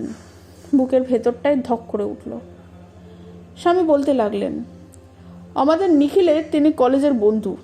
চিতর বিলে হাঁস শিকার করবার জন্য কলকাতায় থাকতে সে বুঝি কবে নেমন্তন্ন করে এসেছিল, তাই এসেছেন। তুমিও তাকে বেশ চেনো না? মানুষের স্পর্ধার কি একটা সীমা থাকতে নেই? ঘাড় নেড়ে জানালুম, আছে। কিন্তু ঘৃণায় লজ্জায় নখ থেকে চুল পর্যন্ত আমার তেতো হয়ে গেল। স্বামী বললেন, তোমার প্রতিবেশীর আদর যত্নের ভার তোমাকেই নিতে হবে। শুনে এমনই চমকে উঠলুম যে ভয় হলো হয়তো আমার চমকটা তার চোখে পড়েছে, কিন্তু এদিকে তার দৃষ্টি ছিল না। বললেন, কাল রাত্রি থেকে মায়ের বাতটা ভয়ানক বেড়েছে। এদিকে নিখিলও বাড়ি নেই, অখিলকেও তো তার অফিস করতে হবে। মুখ নিচু করে কোনো মতে বললুম, তুমি? আমার কিছুতেই থাকবার জো নেই। রায়গঞ্জে পাট কিনতে না গেলেই নয়। কবে ফিরবে? ফিরতে আবার কাল এই সময়, রাত্রি সেইখানেই থাকতে হবে। তাহলে আর কোথাও তাকে যেতে বলো। আমি বউ মানুষ, শ্বশুর বাড়িতে তার সামনে বার হতে পারবো না। স্বামী বললেন, ছি, তা কি হয়? আমি সমস্ত ঠিক করে দিয়ে যাচ্ছি, তুমি সামনে না বার হও, আড়াল থেকে গুছিয়ে গাছিয়ে দিও। এই বলে তিনি বাইরে চলে গেলেন। সেই দিন 5 মাস পরে আবার নরেনকে দেখলুম। দুপুরবেলা সে খেতে বসেছিল। আমি রান্নাঘরের দোরের আড়ালে বসে কিছুতেই চোখের কৌতূহল থামাতে পারলুম না। কিন্তু চাইবা মাত্রই আমার সমস্ত মনটা এমন এক প্রকার বৃতৃষ্ণায় ভরে গেল যে সে পরকে বোঝানো শক্ত। মস্ত একটা তেঁতুল বিছে এঁকে বেঁকে চলে যেতে দেখলে সর্বাঙ্গ যেমন করে ওঠে, অথচ যতক্ষণ দেখা যায় চোখ ফিরোতে পারা যায় না, ঠিক তেমনই করে আমি নরেনের পানে চেয়ে রইলুম। ছি ছি, ওর ওই দেহটাকে কি করে যে একদিন ছুঁয়েছি, মনে পড়তে সর্বশরীর কাটা দিয়ে মাথার চুল পর্যন্ত আমার খাড়া হয়ে উঠল। খেতে খেতে সে মাঝে মাঝে চোখ তুলে চারিদিকে কি যে খুঁজছিল সে আমি জানি। আমাদের রাঁধুনি কি একটা তরকারি দিতে গেল, সে হঠাৎ ভারী আশ্চর্য হয়ে জিজ্ঞেস করলে, হ্যাঁ গা, তোমাদের বড় বউ যে বাইরে বেরুলে না? রাঁধুনি জানতো যে ইনি আমাদের বাপের বাড়ির লোক, গ্রামের জমিদার। তাই বোধ করি খুশি করবার জন্যেই হাসির ভঙ্গিতে একজনই মিথ্যে কথা বলে তার মন জোগাল। বললে, কি জানি বাবু, বড় মার ভারী লজ্জা, নইলে তিনিই তো আপনার জন্য আজ নিজে রাঁধলেন। রান্নাঘরে বসে তিনিই তো আপনার সব খাবার এগিয়ে গুছিয়ে দিচ্ছেন। লজ্জা করে কিন্তু কমসম খাবেন না বাবু, তাহলে কিন্তু তিনি রাগ করবেন, আমাকে বলে দিলেন। মানুষের শয়তানের অন্ত নেই, দুঃসাহসেরও অবধি নেই। সে স্বচ্ছন্দে স্নেহের হাসিতে মুখখানা রান্নাঘরের দিকে তুলে চেঁচিয়ে বললে, আমার কাছে তোর আবার লজ্জা কিরে শুধু? আয় আয়, বেরিয়ে আয়, অনেকদিন দেখিনি, একবার আয় দেখি। কাঠ হয়ে সেই দরজা ধরে দাঁড়িয়ে রইলুম। আমার মেজো যাও রান্নাঘরে ছিল। ঠাট্টা করে বললে, দিদি সবটাতেই বাড়াবাড়ি, পাড়ার লোক ভাইয়ের মতো, বিয়ের দিন পর্যন্ত সামনে বেরিয়েছ, কথা কয়েছ, আর আজই যত লজ্জা, একবার দেখতে চাচ্ছেন, যাও না। এর আর জবাব দেব কি? বেলা তখন 2-2:30, বাড়ির সবাই যে যার ঘরে শুয়েছে। চাকরটা এসে বাইরে থেকে বলল, বাবু পান চাইলেন মা। কে বাবু? নরেন বাবু। তিনি স্বীকার করতে যাননি? কই না, বৈঠকখানে শুয়ে আছেন যে। তাহলে শিকারের ছলটাও মিথ্যে। পান পাঠিয়ে দিয়ে জানলায় এসে বসলুম। এ বাড়িতে আসা পর্যন্ত এই জানলাটিই ছিল সবচেয়ে আমার প্রিয়। নিচেই ফুলবাগান, এক ঝাড় চামেলি ফুলের গাছ দিয়ে সম্মুখটা ঢাকা। এখানে বসলে বাইরের সমস্ত দেখা যায়, কিন্তু বাইরে থেকে কিছু দেখা যায় না। আমি মানুষের এই বড় একটা অদ্ভুত কাণ্ড দেখি যে যে বিপদটা হঠাৎ তার ঘাড়ে এসে পড়ে তাকে একান্ত অস্থির ও উদ্বিগ্ন করে দিয়ে যায়। অনেক সময় সে তাকেই একপাশে ঠেলে দিয়ে একটা তুচ্ছ কথা চিন্তা করতে বসে যায়। বাইরে পান পাঠিয়ে দিয়ে আমি নরেনের কথাই ভাবতে বসেছিলাম সত্যি, কিন্তু কখন কোন ফাঁকে যে আমার স্বামী এসে আমার সমস্ত মন জুড়ে বসে গিয়েছিলেন সে আমি টেরও পাইনি। আমার স্বামীকে আমি যত দেখছিলুম ততই আশ্চর্য হয়ে যাচ্ছিলাম। সবচেয়ে আশ্চর্য হতুম তার ক্ষমা করবার ক্ষমতা দেখে। আগে মনে হতো এ তার দুর্বলতা, পুরুষত্বের অভাব, শাসন করবার সাধ্য নেই বলেই ক্ষমা করেন। কিন্তু যত দিন যাচ্ছিল ততই টের পাচ্ছিলুম তিনি যেমন বুদ্ধিমান তেমনই দৃঢ়। আমাকে যে তিনি ভেতরে ভেতরে কত ভালোবেসেছেন সে তো আমি অসংশয়ে অনুভব করতে পারি, কিন্তু সে ভালোবাসার ওপর এতটুকু জোর খাটাবার সাহস আমার তো হয় না। একদিন কথায় কথায় বলেছিলাম, আচ্ছা তুমি বাড়ির সর্বস্ব, কিন্তু তোমাকে যে বাড়ি শুদ্ধ সবাই অযত্ন অবহেলা করে, এমনকি অত্যাচার করে, এ কি তুমি ইচ্ছা করলে শাসন করে দিতে পারো না? তিনি হেসে জবাব দিয়েছিলেন, কই, কেউ তো অযত্ন করে না। কিন্তু আমি নিশ্চয় জানতুম কিছুই তার অবিদিত ছিল না। বললুম, আচ্ছা যত বড় দোষী হোক তুমি কি সব মাপ করতে পারো? তিনি তেমনই হাসি মুখে বললেন, যে সত্যি ক্ষমা চায় তাকে করতেই হবে, এ যে আমাদের মহাপ্রভুর আদেশ গো। তাই এক একদিন চুপ করে বসে ভাবতুম, ভগবান যদি সত্যিই নেই তাহলে এত শক্তি এত শান্তি ইনি পেলেন কোথায়? এই যে আমি স্ত্রীর কর্তব্য একদিনের জন্যও করিনি, তবু তো তিনি কোনোদিন স্বামীর জোর নিয়ে আমায় অমর্যাদা অপমান করেন না। আমাদের ঘরের কুলঙ্গিতে একটি শ্বেত পাথরের গৌরাঙ্গ মূর্তি ছিল। আমি কত রাত্রে ঘুম ভেঙে দেখেছি স্বামী বিছানার ওপর স্তব্ধ হয়ে বসে একদৃষ্টে তার পানে চেয়ে আছেন। তার দুচক্ষু বয়ে অশ্রুর ধারা বয়ে যাচ্ছে। সময়ে সময়ে তার মুখ দেখে আমারও যেন কান্না আসতো। মনে হতো অমনি করে একটা দিনও যদি কাঁদতে পারতাম তাহলে বুঝি মনের অর্ধেক বেদনা কমে যেত। পাশের কুলঙ্গিতে তার খান কয়েক বড় আদরের বই ছিল। তার দেখা দেখি আমিও মাঝে মাঝে পড়তুম। লেখাগুলো যে আমি সত্যি বলে বিশ্বাস করতুম তা নয়, তবুও এমন কতদিন হয়েছে কখন পড়ায় মন লেগে গেছে, কখন বেলা বয়ে গেছে, কখন দুফোঁটা চোখের জল গড়িয়ে গালের ওপর শুকিয়ে গেছে, কিছুই ঠাউর পাইনি। কতদিন হিংসে পর্যন্ত হয়েছে। তার মতো আমিও যদি এগুলো সমস্ত সত্যি বলে ভাবতে পারতুম। কিছুদিন থেকে আমি বেশ টের পেতুম কি একটা ব্যথা যেন প্রতিদিনই আমার বুকের মধ্যে জমা হয়ে উঠছিল। কিন্তু কেন, কিসের জন্যে তা কিছুতে হাতড়ে পেতুম না। শুধু মনে হতো আমার যেন কেউ কোথাও নেই। ভাবতাম মায়ের জন্যে বুঝি ভেতরে ভেতরে মন কেমন করে। তাই কতদিন ঠিক করেছি কালই পাঠিয়ে দিতে বলবো। কিন্তু যেই মনে হতো এই ঘরটি ছেড়ে আর কোথাও যাচ্ছি না, অমনি সমস্ত সংকল্প কোথায় যে ভেসে যেত তাকে মুখ ফুটে বলাও হতো না। মনে করলুম যাই, কুলুঙ্গি থেকে বইখানা এনে একটু পড়ি। আজকাল এই বইখানা হয়েছিল আমার অনেক দুঃখের সান্ত্বনা। কিন্তু উঠতে গিয়ে হঠাৎ আঁচলে একটা টান পড়তেই ফিরে চেয়ে নিজের চক্ষুকে বিশ্বাস হলো না। দেখি আমার আঁচল ধরে জানলার বাইরে দাঁড়িয়ে নরেন। একটু হলে চেঁচিয়ে ফেলেছিল মার্কি। সে কখন এসেছে, কতক্ষণ এভাবে দাঁড়িয়ে আছে কিছুই জানতে পারিনি। কিন্তু কি করে যে সেদিন আপনাকে সামলে ফেলেছিলুম আমি আজও ভেবে পাইনি। ফিরে দাঁড়িয়ে জিজ্ঞেস করলুম, এখানে এসেছো কেন? স্বীকার করতে? নরেন বললে, বসো বলছি। আমি জানলার ওপর বসে পড়ে বললুম, স্বীকার করতে যাওনি কেন? নরেন বললে, ঘনশ্যামবাবুর হুকুম পাইনি। যাবার সময় বলে গেলেন আমরা বৈষ্ণব, আমাদের বাড়ি থেকে জীব হত্যা করা নিষেধ। চক্ষের নিমেষে স্বামী গর্বে আমার বুকখানা ফুলে উঠিল। তিনি কোনো কর্তব্য ভোলেন না, সেই দিকে তার এক বিন্দু দুর্বলতা নেই। মনে মনে ভাবলুম এই লোকটা দেখে যাক আমার স্বামী কত বড়। বললুম, তাহলে বাড়ি ফিরে গেলে না কেন? সে লোকটা গড়াদের ফাঁক দিয়ে খপ করে আমার হাতটা চেপে ধরে বলল, শুধু টাইফয়েড জ্বরে মরতে মরতে বেঁচে উঠে যখন শুনলুম তুমি পরের হয়েছ আর আমার নেই, তখন বারবার করে বললুম, ভগবান আমাকে বাঁচালে কেন? তোমার কাছে আমি এইটুকু বয়সের মধ্যে এমন কি পাপ করেছি যার শাস্তি দেবার জন্য আমাকে বাঁচিয়ে রাখলে? বললুম, তুমি ভগবান মানো? নরেন থতমত খেয়ে বলতে লাগলো, না, হ্যাঁ না মানে, কিন্তু সে সময় কি জানো, থাকবে। তারপরে? নরেন বলে উঠল, সে আমার কি দিন, যেদিন শুনলুম তুমি আমারই আছো, শুধু নামে অন্যের, নইলে আমারই চিরকাল, শুধু আমারই।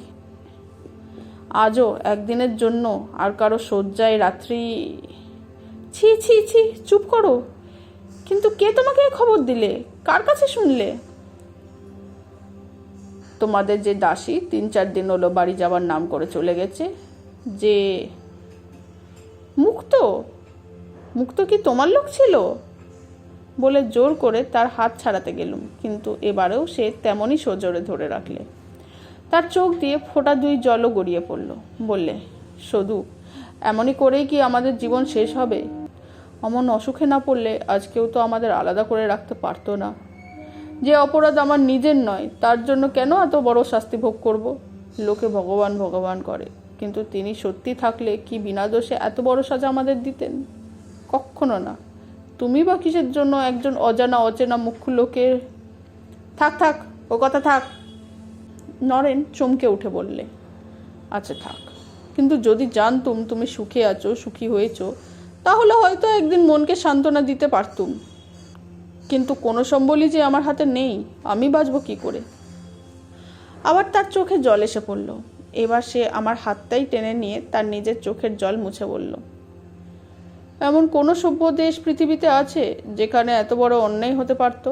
মেয়ে মানুষ বলে কি তার প্রাণ নেই? তার ইচ্ছের বিরুদ্ধে বিয়ে দিয়ে এমন করে তাকে সারা জীবন দগ্ধ করবার অধিকার সংসারে কার আছে? কোন দেশের মেয়েরা ইচ্ছে করলেই এমন বিয়ে লাথি মেরে ভেঙে দিয়ে যেখানে খুশি চলে যেতে না পারে? এসব কথা আমি সমস্তই জানতাম।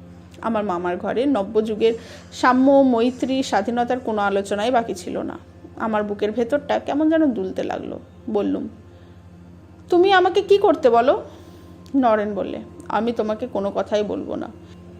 এইটুকু শুধু জানিয়ে যাব যে মরণের গ্রাস থেকে উঠে পর্যন্ত আমি এই আজকের দিনের প্রতীক্ষা করেই পথ চেয়েছিলাম। তারপর একদিন হয়তো শুনতে পাবে যেখান থেকে উঠে এসেছি তার কাছেই ফিরে চলে গেছি। কিন্তু তোমার কাছে এই আমার শেষ নিবেদন রইল শুধু, বেঁচে থাকতে যখন কিছুই পেলুম না, মরণের পরে যেন এই চোখের দুফোঁটা জল পাই। আত্মা বলে যদি কিছু থাকে তাতেই তৃপ্তি হবে। আমার হাতটা তার হাতের মধ্যে রইল। চুপ করে বসে রইলুম। এখন ভাবি, সেদিন যদি ঘুণাগ্রেও জানতুম মানুষের মনের দামেই একেবারে উল্টো ধারায় বইয়ে দিতে এইটুকু মাত্র সময়, এইটুকু মাত্র মাল মশলার প্রয়োজন, তাহলে যেমন করেই হোক সেদিন তার হাত ছাড়িয়ে নিয়ে জানলা বন্ধ করে দিতুম। কিছুতেই তার একটা কথাও কানে ঢুকতে দিতুম না। কটা কথা, কফটা চোখের জলই বা তার খরচ হয়েছিল। কিন্তু নদীর প্রচণ্ড স্রোতে পাতাশুদ্ধ সরগাছ যেমন করে কাঁপতে থাকে, তেমনই করে আমার সমস্ত দেহটা কাঁপতে লাগলো। মনে হতে লাগলো নরেন যেন কোনো অদ্ভুত কৌশলে আমার 5 আঙুলের ভেতর দিয়ে 500 বিদ্যুতের ধারা আমার সর্বাঙ্গে বইয়ে দিয়ে আমার পায়ের নখ থেকে চুলের ডগা পর্যন্ত অবশ করে আনছে। সেদিন মাঝখানের সেই লোহার গারদগুলো যদি না থাকতো, আর সে যদি আমাকে টেনে তুলে নিয়ে পালাতো, হয়তো আমি একবার চেঁচাতে পর্যন্ত পারতুম না, ওগো কে আছে। দুজন কতক্ষণ এমন স্তব্ধ হয়েছিলুম জানি নে। সে হঠাৎ বললে, শুধু কেন? তুমি তো বেশ জানো আমাদের মিথ্যে শাস্ত্রগুলো শুধু মেয়ে মানুষকে বেঁধে রাখার শেকল মাত্র। যেমন করে হোক আটকে রেখে তাদের সেবা নেবার ফন্দি। সতীর মহিমা কেবল মেয়ে মানুষের বেলায়, পুরুষের বেলায় সব ফাঁকি। আত্মা করে, সে কি মেয়ে মানুষের দেহে নেই? তার কি স্বাধীন সত্তা নেই? সে কি শুধু এসেছিল পুরুষের সেবাদাসী হওয়ার জন্যে? বৌমা, বলি কথা তোমাদের শেষ হবে না বাচ্চা? মাথার উপর বাজ ভেঙে পড়লেও বোধ করি মানুষে এমন করে চমকে ওঠে না। আমরা দুজনে যেমন করে চমকে উঠলুম। নরেন হাত ছেড়ে দিয়ে বসে পড়ল। আমি মুখ ফিরিয়ে দেখলুম বারান্দায় খোলা জানলার ঠিক সম্মুখে দাঁড়িয়ে আমার শাশুড়ি। বললেন, বাচ্চা, এই পাড়ার লোকগুলো তো তেমন সভ্যবব্য নয়। এমন করে জোপের মধ্যে দাঁড়িয়ে কান্নাকাটি করতে দেখলে হয়তো বা দোষের ভেবে নেবে। বলি, বাবুটিকে ঘরে ডেকে পাঠালেই তো দেখতে শুনতে সব দিক থেকে বেশ হতো। কি একটা যেন জবাব দিতে গেলুম, কিন্তু মুখের মধ্যে জিভটা আমার আড়ষ্ট রইল, একটা কথাও ফুটল না। তিনি একটুখানি হেসে বললেন, বলতে পারি না বাচ্চা, শুধু ভেবেই মরি বৌমাটি কেন আমার এত কষ্টে সয়ে মাটিতে শুয়ে থাকে। তা বেশ, বাবুটি নাকি দুপুরবেলায় চা খান, চা তৈরিও হয়েছে। একবার মুখ বাড়িয়ে জিজ্ঞেস করো দেখি বৌমা, চায়ের পিয়ালাটা বৈঠকখানায় পাঠিয়ে দেবো না ওই বাগানে দাঁড়িয়ে খাবেন? উঠে দাঁড়িয়ে প্রবল চেষ্টায় তবে কথা কইতে পারলুম। বললুম, তুমি কি রোজ এমন করে আমার ঘরে আড়ি পাতো মা? শাশুড়ি মাথা নেড়ে বললে, না না, সময় পাই কোথা বাচ্চা, সংসারে কাজ করেই তো সারতে পারি নে। এই দেখছো না বাচ্চা, বাতে মরছি, তবু চা তৈরি করতে রান্নাঘরে ঢুকতে হয়েছিল। তা এ ঘরেই না হয় পাঠিয়ে দিচ্ছি, বাবুটির আবার ভারী লজ্জার শরীর, আমি থাকতে হয়তো খাবেন না। তা যাচ্ছি আমি, বলে তিনি ঠিক করে একটু মুচকে হেসে চলে গেলেন। এমনই মেয়ে মানুষের বিদ্বেষ। প্রতিশোধ নেবার বেলায় শাশুড়ি বধূর মান্য সম্বন্ধের কোনো উঁচু নিচুর ব্যবধানই রাখলেন না। সেইখানে মেঝের ওপর চোখ বুজে শুয়ে পড়লুম।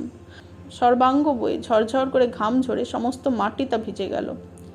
শুধু একটা সান্ত্বনা ছিল, আজ তিনি আসবেন না। আজকের রাত্রিটা অন্তত চুপ করে পড়ে থাকতে পাবো, তার কাছে কৈফিয়ত দিতে হবে না। কতবার ভাবলুম উঠে বসি, কাজকর্ম করি, যেন কিছুই হয়নি, কিন্তু কিছুতেই পারলুম না। সমস্ত শরীর যেন থরথর করতে লাগলো।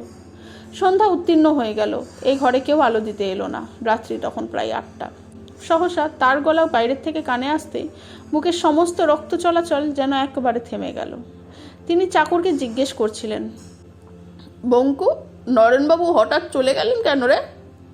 চাকরের জবাব শোনা গেল না। তিনি নিজেই বললেন, খুব সম্ভব স্বীকার করতে বারণ করেছিলুম বলে। তা উপায় কি? অন্দরে ঢুকতেই শাশুড়ি ঠাকুরুন ডেকে বললেন, একবার আমার ঘরে এসো তো বাবা।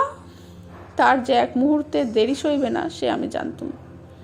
তিনি যখন আমার ঘরে এলেন, আমি কিসের একটা প্রচণ্ড নিষ্ঠুর আঘাত প্রতীক্ষা করেই যেন সর্বাঙ্গ কাঠের মতো শক্ত করে পড়ে রইলুম। কিন্তু তিনি একটা কথাও বললেন না। কাপড় চোপড় ছেড়ে সন্ধ্যা আহ্নিক করতে বেরিয়ে গেলেন। যেন কিছুই হয়নি। শাশুড়ি তাকে যেন এইমাত্র একটা কথাও বলেননি। তারপরে যথাসময়ে খাওয়া দাওয়া শেষ করে তিনি ঘরে শুতে এলেন। সারা রাত্রির মধ্যে আমার সঙ্গে একটা কথাও হলো না। সকালবেলা সমস্ত দ্বিধা সংকোচ প্রাণপণে ঝেড়ে ফেলে রান্নাঘরে ঢুকতে যাচ্ছি। মেজোজা বললেন, হেসে তোমার আর এসে কাজ নেই দিদি, আজ আমি আছি। বললুম, তুমি থাকলে কি আমাকে থাকতে নেই মেজদি? কাজ কি, মা কি জন্য বারণ করে গেলেন? বলে তিনি ঘাড় ফিরিয়ে মুখ টিপে টিপে হাসতে লাগলেন। আমি স্পষ্ট টের পেলুম। মুখ দিয়ে আমার একটাও কথা বার হলো না। আড়ষ্ট হয়ে কিছুক্ষণ চুপ করে দাঁড়িয়ে ঘরে ফিরে এলুম। দেখলুম বাড়ি শুদ্ধ সকলের মুখ ঘোর অন্ধকার। শুধু যার মুখ সবচেয়ে অন্ধকার হবার কথা তার মুখে কোনো বিকার নেই। স্বামীর নিত্য প্রসন্ন মুখ আজও তেমনই প্রসন্ন।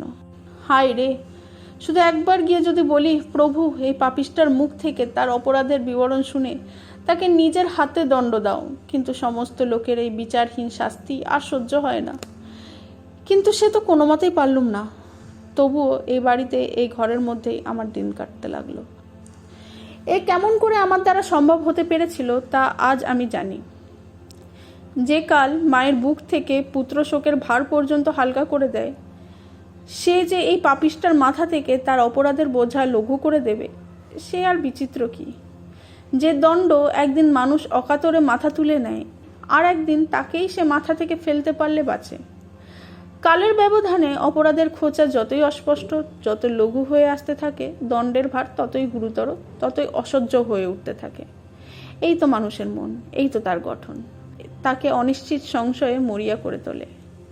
একদিন দুদিন করে যখন 7 দিন কেটে গেল, তখন কেবলই মনে হতে লাগলো, এতই কি দোষ করেছি যে স্বামী একটা মুখের কথাও জিজ্ঞাসা না করে নির্বিচারে দণ্ড দিয়ে যাবেন? কিন্তু তিনি যে সকলের সঙ্গে মিলে নিঃশব্দে আমাকে পীড়ন করে যাচ্ছেন, এ বুদ্ধি যে কোথায় পেয়েছিলুম, এখন তাই শুধু ভাবি। সেদিন সকালে শুনলুম শাশুড়ি বলছেন, ফিরে এলি মা মুক্তি? 5 দিন বলে কতদিন দেরি করলি বলতো বাচ্চা? সে যে কেন ফিরে এসেছে তা মনে মনে বুঝলুম। নাইতে যাচ্ছি, দেখা হলো। মুচকি হেসে হাতের মধ্যে একটা কাগজ গুজে দিল। হঠাৎ মনে হলো সে যেন এক টুকরো জ্বলন্ত কয়লা আমার হাতের তেলোয় টিপে ধরেছে। ইচ্ছে হলো তক্ষুনি কুটি কুটি করে ছিঁড়ে ফেলে দিই, কিন্তু সে যে নরেনের চিঠি, না পড়েই যদি ছিঁড়ে ফেলতে পারবো, তাহলে মেয়ে মানুষের মনের মধ্যে বিশ্বের সে অফুরন্ত চিরন্তন কৌতূহল জমা রয়েছে কিসের জন্যে? নির্জন পুকুর ঘাটে জলে পা ছড়িয়ে দিয়ে চিঠি খুলে বসলুম। অনেকক্ষণ পর্যন্ত একটা কথাও পড়তে পারলুম না। চিঠি লাল কালিতে লেখা। মনে হতে লাগলো তার রাঙা অক্ষরগুলো যেন একপাল কেন্নর বাচ্চার মতো গায়ে গায়ে জড়িয়ে কিলবিল করে নড়ে নড়ে বেরোচ্ছে। তারপরে পড়লুম, 1 বার 2 বার 3 বার পড়লুম। তারপরে টুকরো টুকরো করে ছিঁড়ে জলে ভাসিয়ে দিয়ে স্নান করে ঘরে ফিরে এলুম। কি ছিল তাতে? সংসারে যা সবচেয়ে বড় অপরাধ তাই লেখা ছিল। ধোপা এসে বললে, মা ঠাকুরুন, বাবুর ময়লা কাপড় দাও। জামার পকেটগুলো সব দেখে দিতে গিয়ে একখানা পোস্টকার্ড বেরিয়ে এলো। হাতে তুলে দেখি আমার চিঠি। মা লিখেছেন। তারিখ দেখলুম 5 দিন আগের, কিন্তু আজও আমি পাইনি। পড়ে দেখি সর্বনাশ। মা লিখেছেন, শুধু রান্নাঘরটি ছাড়া আর সমস্ত পুরে ভস্মাত হয়ে গেছে। এই ঘরটির মধ্যে কোনো মতে সবাই মাথা গুঁজে আছেন। 2 চোখ জ্বালা করতে লাগলো, কিন্তু 1 ফোঁটা জল বেরুলো না। কতক্ষণ যে এভাবে বসেছিলুম জানি না। ধোপার চিৎকারে আবার সজাগ হয়ে উঠলুম। তাড়াতাড়ি তাকে কাপড়গুলো ফেলে দিয়ে বিছানায় এসে শুয়ে পড়লুম। এইবারে চোখের জলে বালিশ ভিজে গেল। কিন্তু এই কি তার ঈশ্বর পরায়ণতা? আমার মা গরিব, 1 বিন্দু সাহায্য করতে অনুরোধ করি, এই ভয়ে চিঠিখানা পর্যন্ত আমাকে দেওয়া হয়নি। এত বড় ক্ষুদ্রতা আমার নাস্তিক মামার দ্বারা কি কখনো সম্ভব হতে পারত? আজ তিনি ঘরে আসতে কথা কইলুম। বললুম, আমাদের বাড়ি পুড়ে গেছে। তিনি মুখ পানে চেয়ে বললেন, কোথায় শুনলে? গায়ের ওপর পোস্টকার্ড ছুঁড়ে ফেলে দিয়ে জবাব দিলুম, ধোপাকে কাপড় দিতে গিয়ে তোমার পকেট থেকে এটা পেলুম। দেখো, আমাকে নাস্তিক বলে তুমি ঘৃণা করো জানি, কিন্তু যারা লুকিয়ে পড়ে চিঠি পড়ে, আড়ালে গোয়েন্দাগিরি করে বেড়ায়, তাদের আমরাও ঘৃণা করি। তোমার বাড়ি শুদ্ধ লোকেরই এই একই ব্যবসা। যে লোক নিজের অপরাধে মগ্ন হয়ে আছে তার মুখের এই কথা, কিন্তু আমি নিঃসংশয়ে বলতে পারি, এত বড় স্পর্ধিত আঘাত আমার স্বামী ছাড়া আর কেউ সহ্য করতে পারবে না। মহাপ্রভুর শাসন কি অক্ষয় কবচের মতোই যে তার মনটাকে অহর্নিশি ঘিরে রক্ষা করত। আমার এমন তীক্ষ্ণ শুলো খান খান হয়ে পড়ে গেল। একটুখানি ম্লান হেসে বললেন, কেমন অন্যমনস্ক হয়ে পড়ে ফেলেছিলুম শুধু, আমাকে মাফ করো। এই প্রথম তিনি আমাকে নাম ধরে ডাকলেন। বললুম, মিথ্যে কথা, তাহলে আমার চিঠি আমাকে দিতে। কেন এই খবর লুকিয়ে রেখেছ তাও জানি। তিনি বললেন, পড়ে শুধু দুঃখ পেতে, তাই ভেবেছিলুম কিছুদিন পরে তোমাকে জানাবো। বললুম, কেমন করে তুমি হাত গোনো সে আমার জানতে বাকি নেই। তুমি কি বাড়ি শুদ্ধ সবাইকে আমার পেছনে গোয়েন্দা লাগিয়েছ? স্পাই? ইংরেজ মহিলারা এমন স্বামীর মুখ পর্যন্ত দেখে না, তা জানো? ওরে হতভাগী, বল বল, যা মুখে আসে বললে নেই। শাস্তি তোর গেছে কোথায়, সবই তো তোর তোলা রইল। স্বামী স্তব্ধ হয়ে বসে রইলেন, একটা কথারও জবাব দিলেন না। এখন ভাবি, এত ক্ষমা করতেও মানুষ পারে? কিন্তু আমার ভেতরের যত গ্লানি, যত অপমান এতদিন ধীরে ধীরে জমা হয়ে উঠেছিল, একবার মুক্তি পেয়ে তারা কোনো মতেই আর ফিরতে চাইলে না। একটু থেমে আবার বললুম, আমি হেসেলে ঢুকতে। তিনি একটুখানি যেন চমকে উঠে মাঝখানে বলে উঠলেন, ও তাই বটে, তাই আমার খাবার ব্যবস্থাটা আবার। বললুম, সে নালিশ আমার নয়। বাঙালির ঘরে জন্মেছি বলেই যে তোমরা কুচে কুচে আমাকে তিল তিল করে মারবে, সে অধিকার তোমাদের আমি কিছুতেই দেব না, তা নিশ্চয়ই জানো। আমার মামার বাড়িতে এখনো রান্নাঘরটা বাকি আছে, আমি তার মধ্যেই আবার ফিরে যাব। কাল আমি যাচ্ছি। স্বামী অনেকক্ষণ চুপ করে বসে থেকে বললেন, যাওয়াই উচিত বটে, কিন্তু তোমার গয়নাগুলো রেখে যেও। শুনে অবাক হয়ে গেলাম। এতহীন, এত ছোট স্বামীর স্ত্রী আমি? পোড়া মুখে হঠাৎ হাসি এলো। বললুম, সেইগুলো কেড়ে নিতে চাও তো? বেশ, আমি রেখেই যাব। প্রদীপের ক্ষীণ আলোকে স্পষ্ট দেখতে পেলাম, তার মুখখানি যেন সাদা হয়ে গেল। বললেন, তোমার কিছু গয়না আমি বিকতে চাইছি। আমার টাকার বড় অনটন, তাই বাধা দেব। কিন্তু এমন পোড়া কপালি আমি যে ও মুখ দেখেও কথাটা বিশ্বাস করতে পারলুম না। বললুম, বাধা দাও, বেঁচে ফেলো, যা ইচ্ছে করো, তোমাদের গয়নার উপর আমার এতটুকু লোভ নেই। বলে তক্ষুনি বাক্স খুলে আমার সমস্ত গয়না বিছানার উপরে ছুঁড়ে ফেলে দিলুম। যে দুগাছি বালা মা দিয়েছিলেন, সেই দুটি ছাড়া গা থেকে পর্যন্ত গয়না খুলে ফেলে দিলুম। তাতেও তৃপ্তি হলো না। বেনারসি কাপড়, জামা প্রভৃতি যা কিছু এরা দিয়েছিলেন সমস্ত বার করে টান মেরে ফেলে দিলুম। স্বামী পাথরের মতো স্থির নির্বাক হয়ে বসে রইলেন। আমার ঘৃণায়, বৃতৃষ্ণায় সমস্ত মনটা এমনই বিষিয়ে উঠল যে এক ঘরের মধ্যে থাকাও অসহ্য হয়ে পড়ল।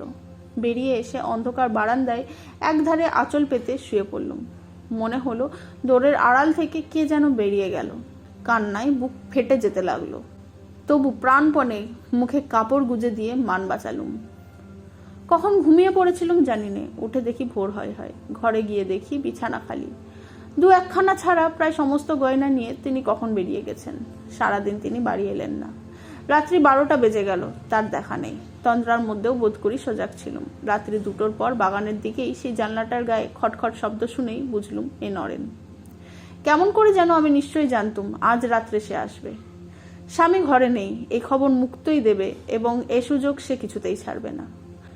কোথাও কাছাকাছি সে যে আছেই, এ যেন আমি ভাবি অমঙ্গলের মতো অনুভব করতুম। নরেন এত নিঃসংশয় ছিল যে সে অনায়াসে বললে, দেরি করো না, যেমন আছো বেরিয়ে এসো। মুক্ত খিড়কি খুলে দাঁড়িয়ে আছে। বাগান পার হয়ে রাস্তা দিয়ে অনেকখানি অন্ধকার এগিয়ে গিয়ে গাড়িতে গিয়ে বসলুম। মা বসুমতী গাড়ি শুদ্ধ হর্তবাগীকে সেদিন গ্রাস করলে না কেন? কলকাতায় বউবাজারের একটা ছোট্ট বাসায় গিয়ে যখন উঠলুম তখন বেলা 8:30। আমাকে পৌঁছে দিয়ে নরেন তার নিজের বাসায় কিছুক্ষণের জন্য চলে গেল। দাসী ওপরের ঘরে বিছানা পেতে রেখেছিল। টলতে টলতে গিয়ে শুয়ে পড়লুম। আশ্চর্য যে কথা কখনো ভাবিনি, সমস্ত ভাবনা ছেয়ে তখন সেই কথাই আমার মনে পড়তে লাগলো। আমি 9 বছর বয়সে একবার জলে ডুবে যাই। অনেক যত্ন চেষ্টার পরে জ্ঞান হলে মায়ের হাত ধরে ঘরের বিছানায় গিয়ে শুয়ে পড়ি। মা শিওরে বসে এক হাতে মাথায় হাত বুলিয়ে দিয়ে এক হাতে পাখায় বাতাস করছিলেন। মায়ের মুখ আর তার সেই পাখা নিয়ে হাত নাড়াটা ছাড়া সংসারে আর যেন আমার কিছুই রইল না। দাসী এসে বললে, বৌমা কলের জল চলে যাবে, উঠে চান করে নাও। স্নান করে এলুম। উড়ে বামুন ভাত দিয়ে গেল। মনে হয় কিছু খেয়েও ছিলাম, কিন্তু উঠতে উঠতে সমস্ত বমি হয়ে গেল। তারপর হাত মুখ ধুয়ে নির্জীবের মতো বিছানায় এসে শুয়ে পড়বা মাত্রই বোধ করি ঘুমিয়ে পড়েছিলাম। স্বপ্ন দেখলুম স্বামীর সঙ্গে ঝগড়া করছি, তিনি তেমনই নীরবে বসে আছেন, আর আমি গায়ের গয়না খুলে তার গায়ে ছুঁড়ে ফেলছি। কিন্তু গয়নাগুলোও তো ফুরায় না, আমার ছুঁড়ে ফেলাও থামে না। যত ফেলি ততই যেন কোথা থেকে গয়নার সর্বাঙ্গ ভরে ওঠে। হঠাৎ হাতের ভারী অনন্তটা ছুঁড়ে ফেলতেই সেটা সজোরে গিয়ে তার কপালে লাগলো। সঙ্গে সঙ্গে তিনি চোখ বুজে শুয়ে পড়লেন, আর সেই ফাটা কপাল থেকে রক্তের ধারা ফিনকি দিয়ে কড়িকাঠে গিয়ে ঠেকতে লাগলো। এমন করে কতক্ষণ যে কেটেছিল আর কতক্ষণ যে কাটতে পারতো বলতে পারিনি। যখন ঘুম ভাঙলো তখন চোখের জলে বালিশ বিছানা ভিজে গেছে।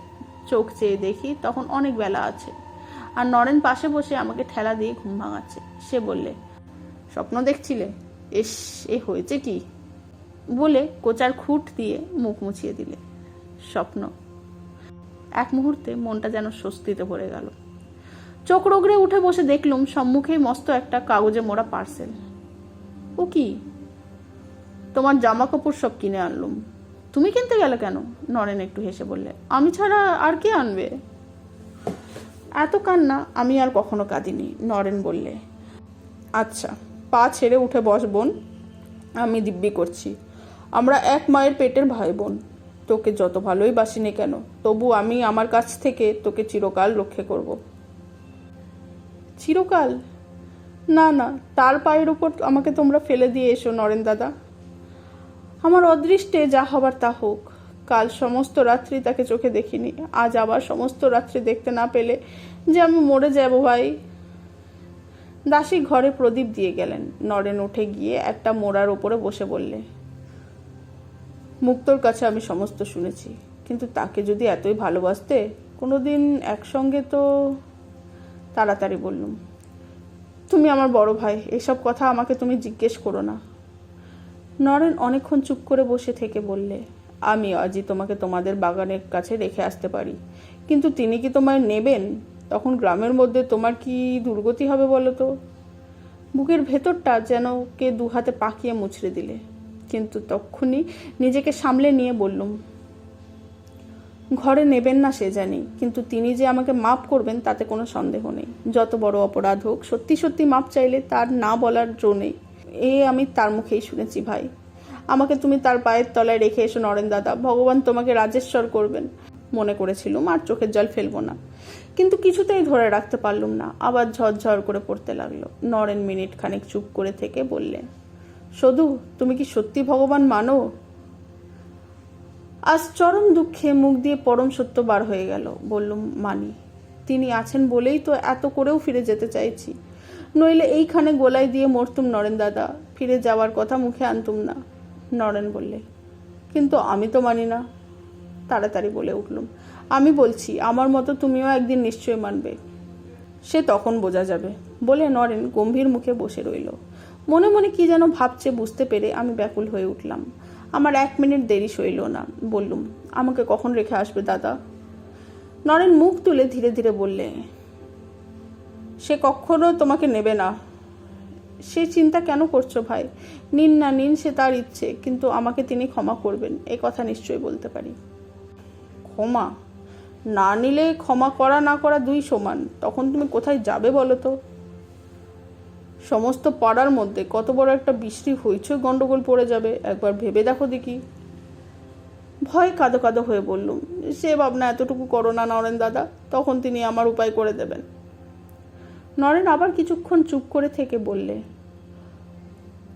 আর তোমারই না হয় একটা উপায় করবেন, কিন্তু আমার তো করবেন না। তখন এই কথার কি যে জবাব দেব ভেবে পেলুম না। বললুম, তাতেই বা তোমার কি ভয়? নরেন ম্লান মুখে জোর করে একটু হেসে বললে, ভয়? এমন কিছু নয়, 5-7 বছরের জন্য জেল কাটতে হবে। শেষকালে এমন করে তুমি আমাকে ডোবাবে জানলে আমি এতে হাতি দিতুম না। মনের এতটুকু স্থিরতা নেই, এ কি ছেলে খেলা? আমি কেঁদে ফেলে বললুম, তবে আমার কি উপায় হবে ভাই? আমার সমস্ত অপরাধ তার পায়ে নিবেদন না করতে পারলে তো আমি কিছুতেই বাঁচব না। নরেন দাঁড়িয়ে উঠে বললে, শুধু নিজের কথাই ভাবছো, আমার বিপদ তো ভাবছো না। এখন সব দিক না বুঝে আমি কোনো কাজ করতে পারবো না। ও কি বাসায় যাচ্ছ নাকি? রাগে দুঃখে হতাশাতে আমি মাটিতে লুটিয়ে পড়ে মাথা কুটে কাঁদতে লাগলুম। তুমি সঙ্গে না যাও, এইখান থেকে আমার যাবার উপায় করে দাও, আমি একলা ফিরে যাব। ওগো, আমি তার দিব্যি করে বলছি, আমি কারুর নাম করব না, কাউকে বিপদে জড়াবো না, সমস্ত শাস্তি একা মাথা বেঁধে নেব। তোমার দুটি পয়ে পড়ি নরেন্দা, আমাকে আটকে রেখে আমার সর্বনাশ করো না। মুখ তুলে দেখি সে ঘরে নেই, পা টিপে টিপে বেরিয়ে গেছে। ছুটে গিয়ে সদর দরজায় দেখি তালা বন্ধ। উড়ে বামুন বললে, বাবু চাবি নিয়ে চলে গেছেন, কাল সকালে এসে খুলে দেবেন। ঘরে ফিরে এসে আরেকবার মাটির উপর লুটিয়ে পড়ে কাঁদতে কাঁদতে বললুম, ভগবান, কখনো তোমাকে ডাকিনি, আজ ডাকছি, তোমার এই একান্ত নিরুপায় মহাপাপিষ্টা সন্তানের গতি দাও। আমার সেই দাগ কত প্রচণ্ড, তার শক্তি যে কত দুর্নিবার, আজ সে শুধু আমিই জানি। তবু 7 দিন কেটে গেল, কিন্তু কেমন করে যে কাটলো সেই ইতিহাস বলবার সামর্থ্যটাও আমার নেই, ধৈর্যও নেই। বিকেলবেলায় আমার উপরের ঘরের জানলায় বসে নিচের গলির পানে তাকিয়েছিলাম। আপিসের ছুটি হয়ে গেছে। সারাদিনের খাটুনির পর বাবুরা বাড়িমুখও হনহন করে চলেছে, অধিকাংশই সামান্য গৃহস্থ। তাদের বাড়ির ছবি আমার চোখের ওপর স্পষ্ট ফুটে উঠল। বাড়ির মেয়েদের মধ্যে এখন সবচেয়ে কারা বেশি ব্যস্ত, জল খাবার সাজাতে বা চা তৈরি করতে সবচেয়ে কারা বেশি ছুটোছুটি করে বেরোচ্ছে, সেটা মনে হতেই বুকের ভেতরটা ধক করে উঠল। মনে পড়ল তিনিও সমস্ত দিন হাড় ভাঙা পরিশ্রমের পর বাড়ি ফিরে এলেন। কোথায় কাপড়, কোথায় গামছা, কোথায় জল। ডাকাডাকির পর কেউ হয়তো সাড়াও দিল না। তারপর হয়তো মেজ দেওরের খাবারের সঙ্গে তারও একটুখানি জল খাবারের জোগাড় মেজ বউ করে রেখেছে, না হয় ভুলেই গেছে। আমি তো আর নেই, ভুলতে ভয় বাকি। হয়তো বা শুধু 1 গ্লাস জল চেয়ে খেয়ে ময়লা বিছানাটা কোচা দিয়ে একটু ঝেড়ে নিয়ে শুয়ে পড়বেন। তারপরে রাত দুপুরে 2টো শুকনো ঝরঝরে ভাত, একটু ভাতে পোড়া, ওবেলার একটুখানি ডাল হয়তো বা আছে, হয়তো বা উঠে গেছে। সকলের দিয়ে ধুয়ে দুধ একটু যদি বাঁচে তবে সে তার পরম ভাগ্য। নিরীহ ভালো মানুষ, কাউকে কড়া কথা বলতে পারেন না, কারো উপর রাগ দেখাতে জানেন না। ওরে মহাপাতকী, এত বড় নিষ্ঠুর মহাপাপ তোর চেয়ে বেশি সংসারে কেউ কি কোনোদিন করেছে? ইচ্ছে হলো এই লোহার গড়া দিতে মাথা ছেঁচে ফেলে সমস্ত ভাবনা চিন্তার এখানে শেষ করে দিই। বোধ করি অনেকক্ষণ পর্যন্ত কোনো দিকেই চোখ ছিল না। হঠাৎ কড়া নাড়ার শব্দে চমকে উঠে দেখি সদর দরজায় দাঁড়িয়ে নরেন আর মুক্ত। তাড়াতাড়ি চোখ মুজে ফেলে নিচের বিছানায় উঠে এসে বসলুম। সেই দিন থেকে নরেন আর আসেনি। আমার সমস্ত মন যে কোথায় পড়ে আছে সে নিঃসংশয়ে বুঝতে পেরেছিল বলে ভয়ে এদিকে মারাতো না। তার নিজের ধারণা জন্মেছিল বিপদে পড়লে স্বামীর বিরুদ্ধে আমি তার উপকারেই লাগবো না। তাই তার ভয়ও যেমন হয়েছিল, রাগও তেমনই হয়েছিল। ঘরে ঢুকে আমার দিকে চেয়ে দুজনে একসঙ্গে চমকে উঠল। নরেন বললে, তোমার এত অসুখ করেছিল তো আমাকে খবর দাওনি কেন? তোমার বামুনটা তো আমার বাসা চেনে। ছি, দালানে ঝাড় দিচ্ছিল সে খপ করে বলে বসলো, অসুখ করবে কেন? শুধু জল খেয়ে থাকলে মানুষ রোগা হবে না বাবু? 2টি বেলা দেখেছি ভাতের থালা যেমন বাড়া হয় তেমনই পড়ে থাকে, অর্ধেক দিন তো হাতও দেন না। শুনে দুজনে স্তব্ধ হয়ে আমার পানে চেয়ে দাঁড়িয়ে রইল। সন্ধ্যার পরে নরেন বাসায় চলে গেলে মুক্তকে নিচে টেনে নিয়ে বললুম, কেমন আছেন তিনি? মুক্ত কেঁদে ফেললে। বললে, অদৃষ্ট ছাড়া পথ নেই বৌমা, নইলে এমন স্বামীর ঘর করতে পেলে না। তুই তো ঘর করতে দিলি না মুক্ত। মুক্ত চোখ মুছে বললে, মনে হলে বুকের ভেতরটা যে কি করতে থাকে সে আর তোমাকে কি বলবো। বাবু ছাড়া সবাই জানে তুমি বাড়ি পড়ার খবর পেয়ে রাত্রিরেই রাগারাগি করে বাপের বাড়ি চলে গেছো। তোমার শাশুড়িও তার হুকুম নেওয়া হয়নি বলে রাগ করে তার সঙ্গে কথাবার্তাই বন্ধ করে দিয়েছে। যে কষ্টটা বাবুকে দিচ্ছে দেখলে পাষাণের দুঃখ হয়। সাধে কি আর তুমি ঝগড়া করতে বৌমা? ঝগড়া করা আমার চিরকালের জন্য ঘুচে গেল। বলতে গিয়ে সত্যি সত্যি যেন দম আটকে এলো। আজ মুক্তোর কাছে শুনতে পেলুম আমাদের পোড়া বাড়ির আবার মেরামত হচ্ছে, তিনি টাকা দিয়েছেন। হয়তো সেই জন্যই আমার গয়নাগুলো হঠাৎ বাধা দেওয়ার জন্য তার প্রয়োজন পড়েছিল। বললুম, বল মুক্ত, সব বল, যত রকমের বুক ফাটা খবর আছে সমস্ত আমাকে একটি একটি করে শোনা। এতটুকু দয়া তোরা আমাকে করিস নে।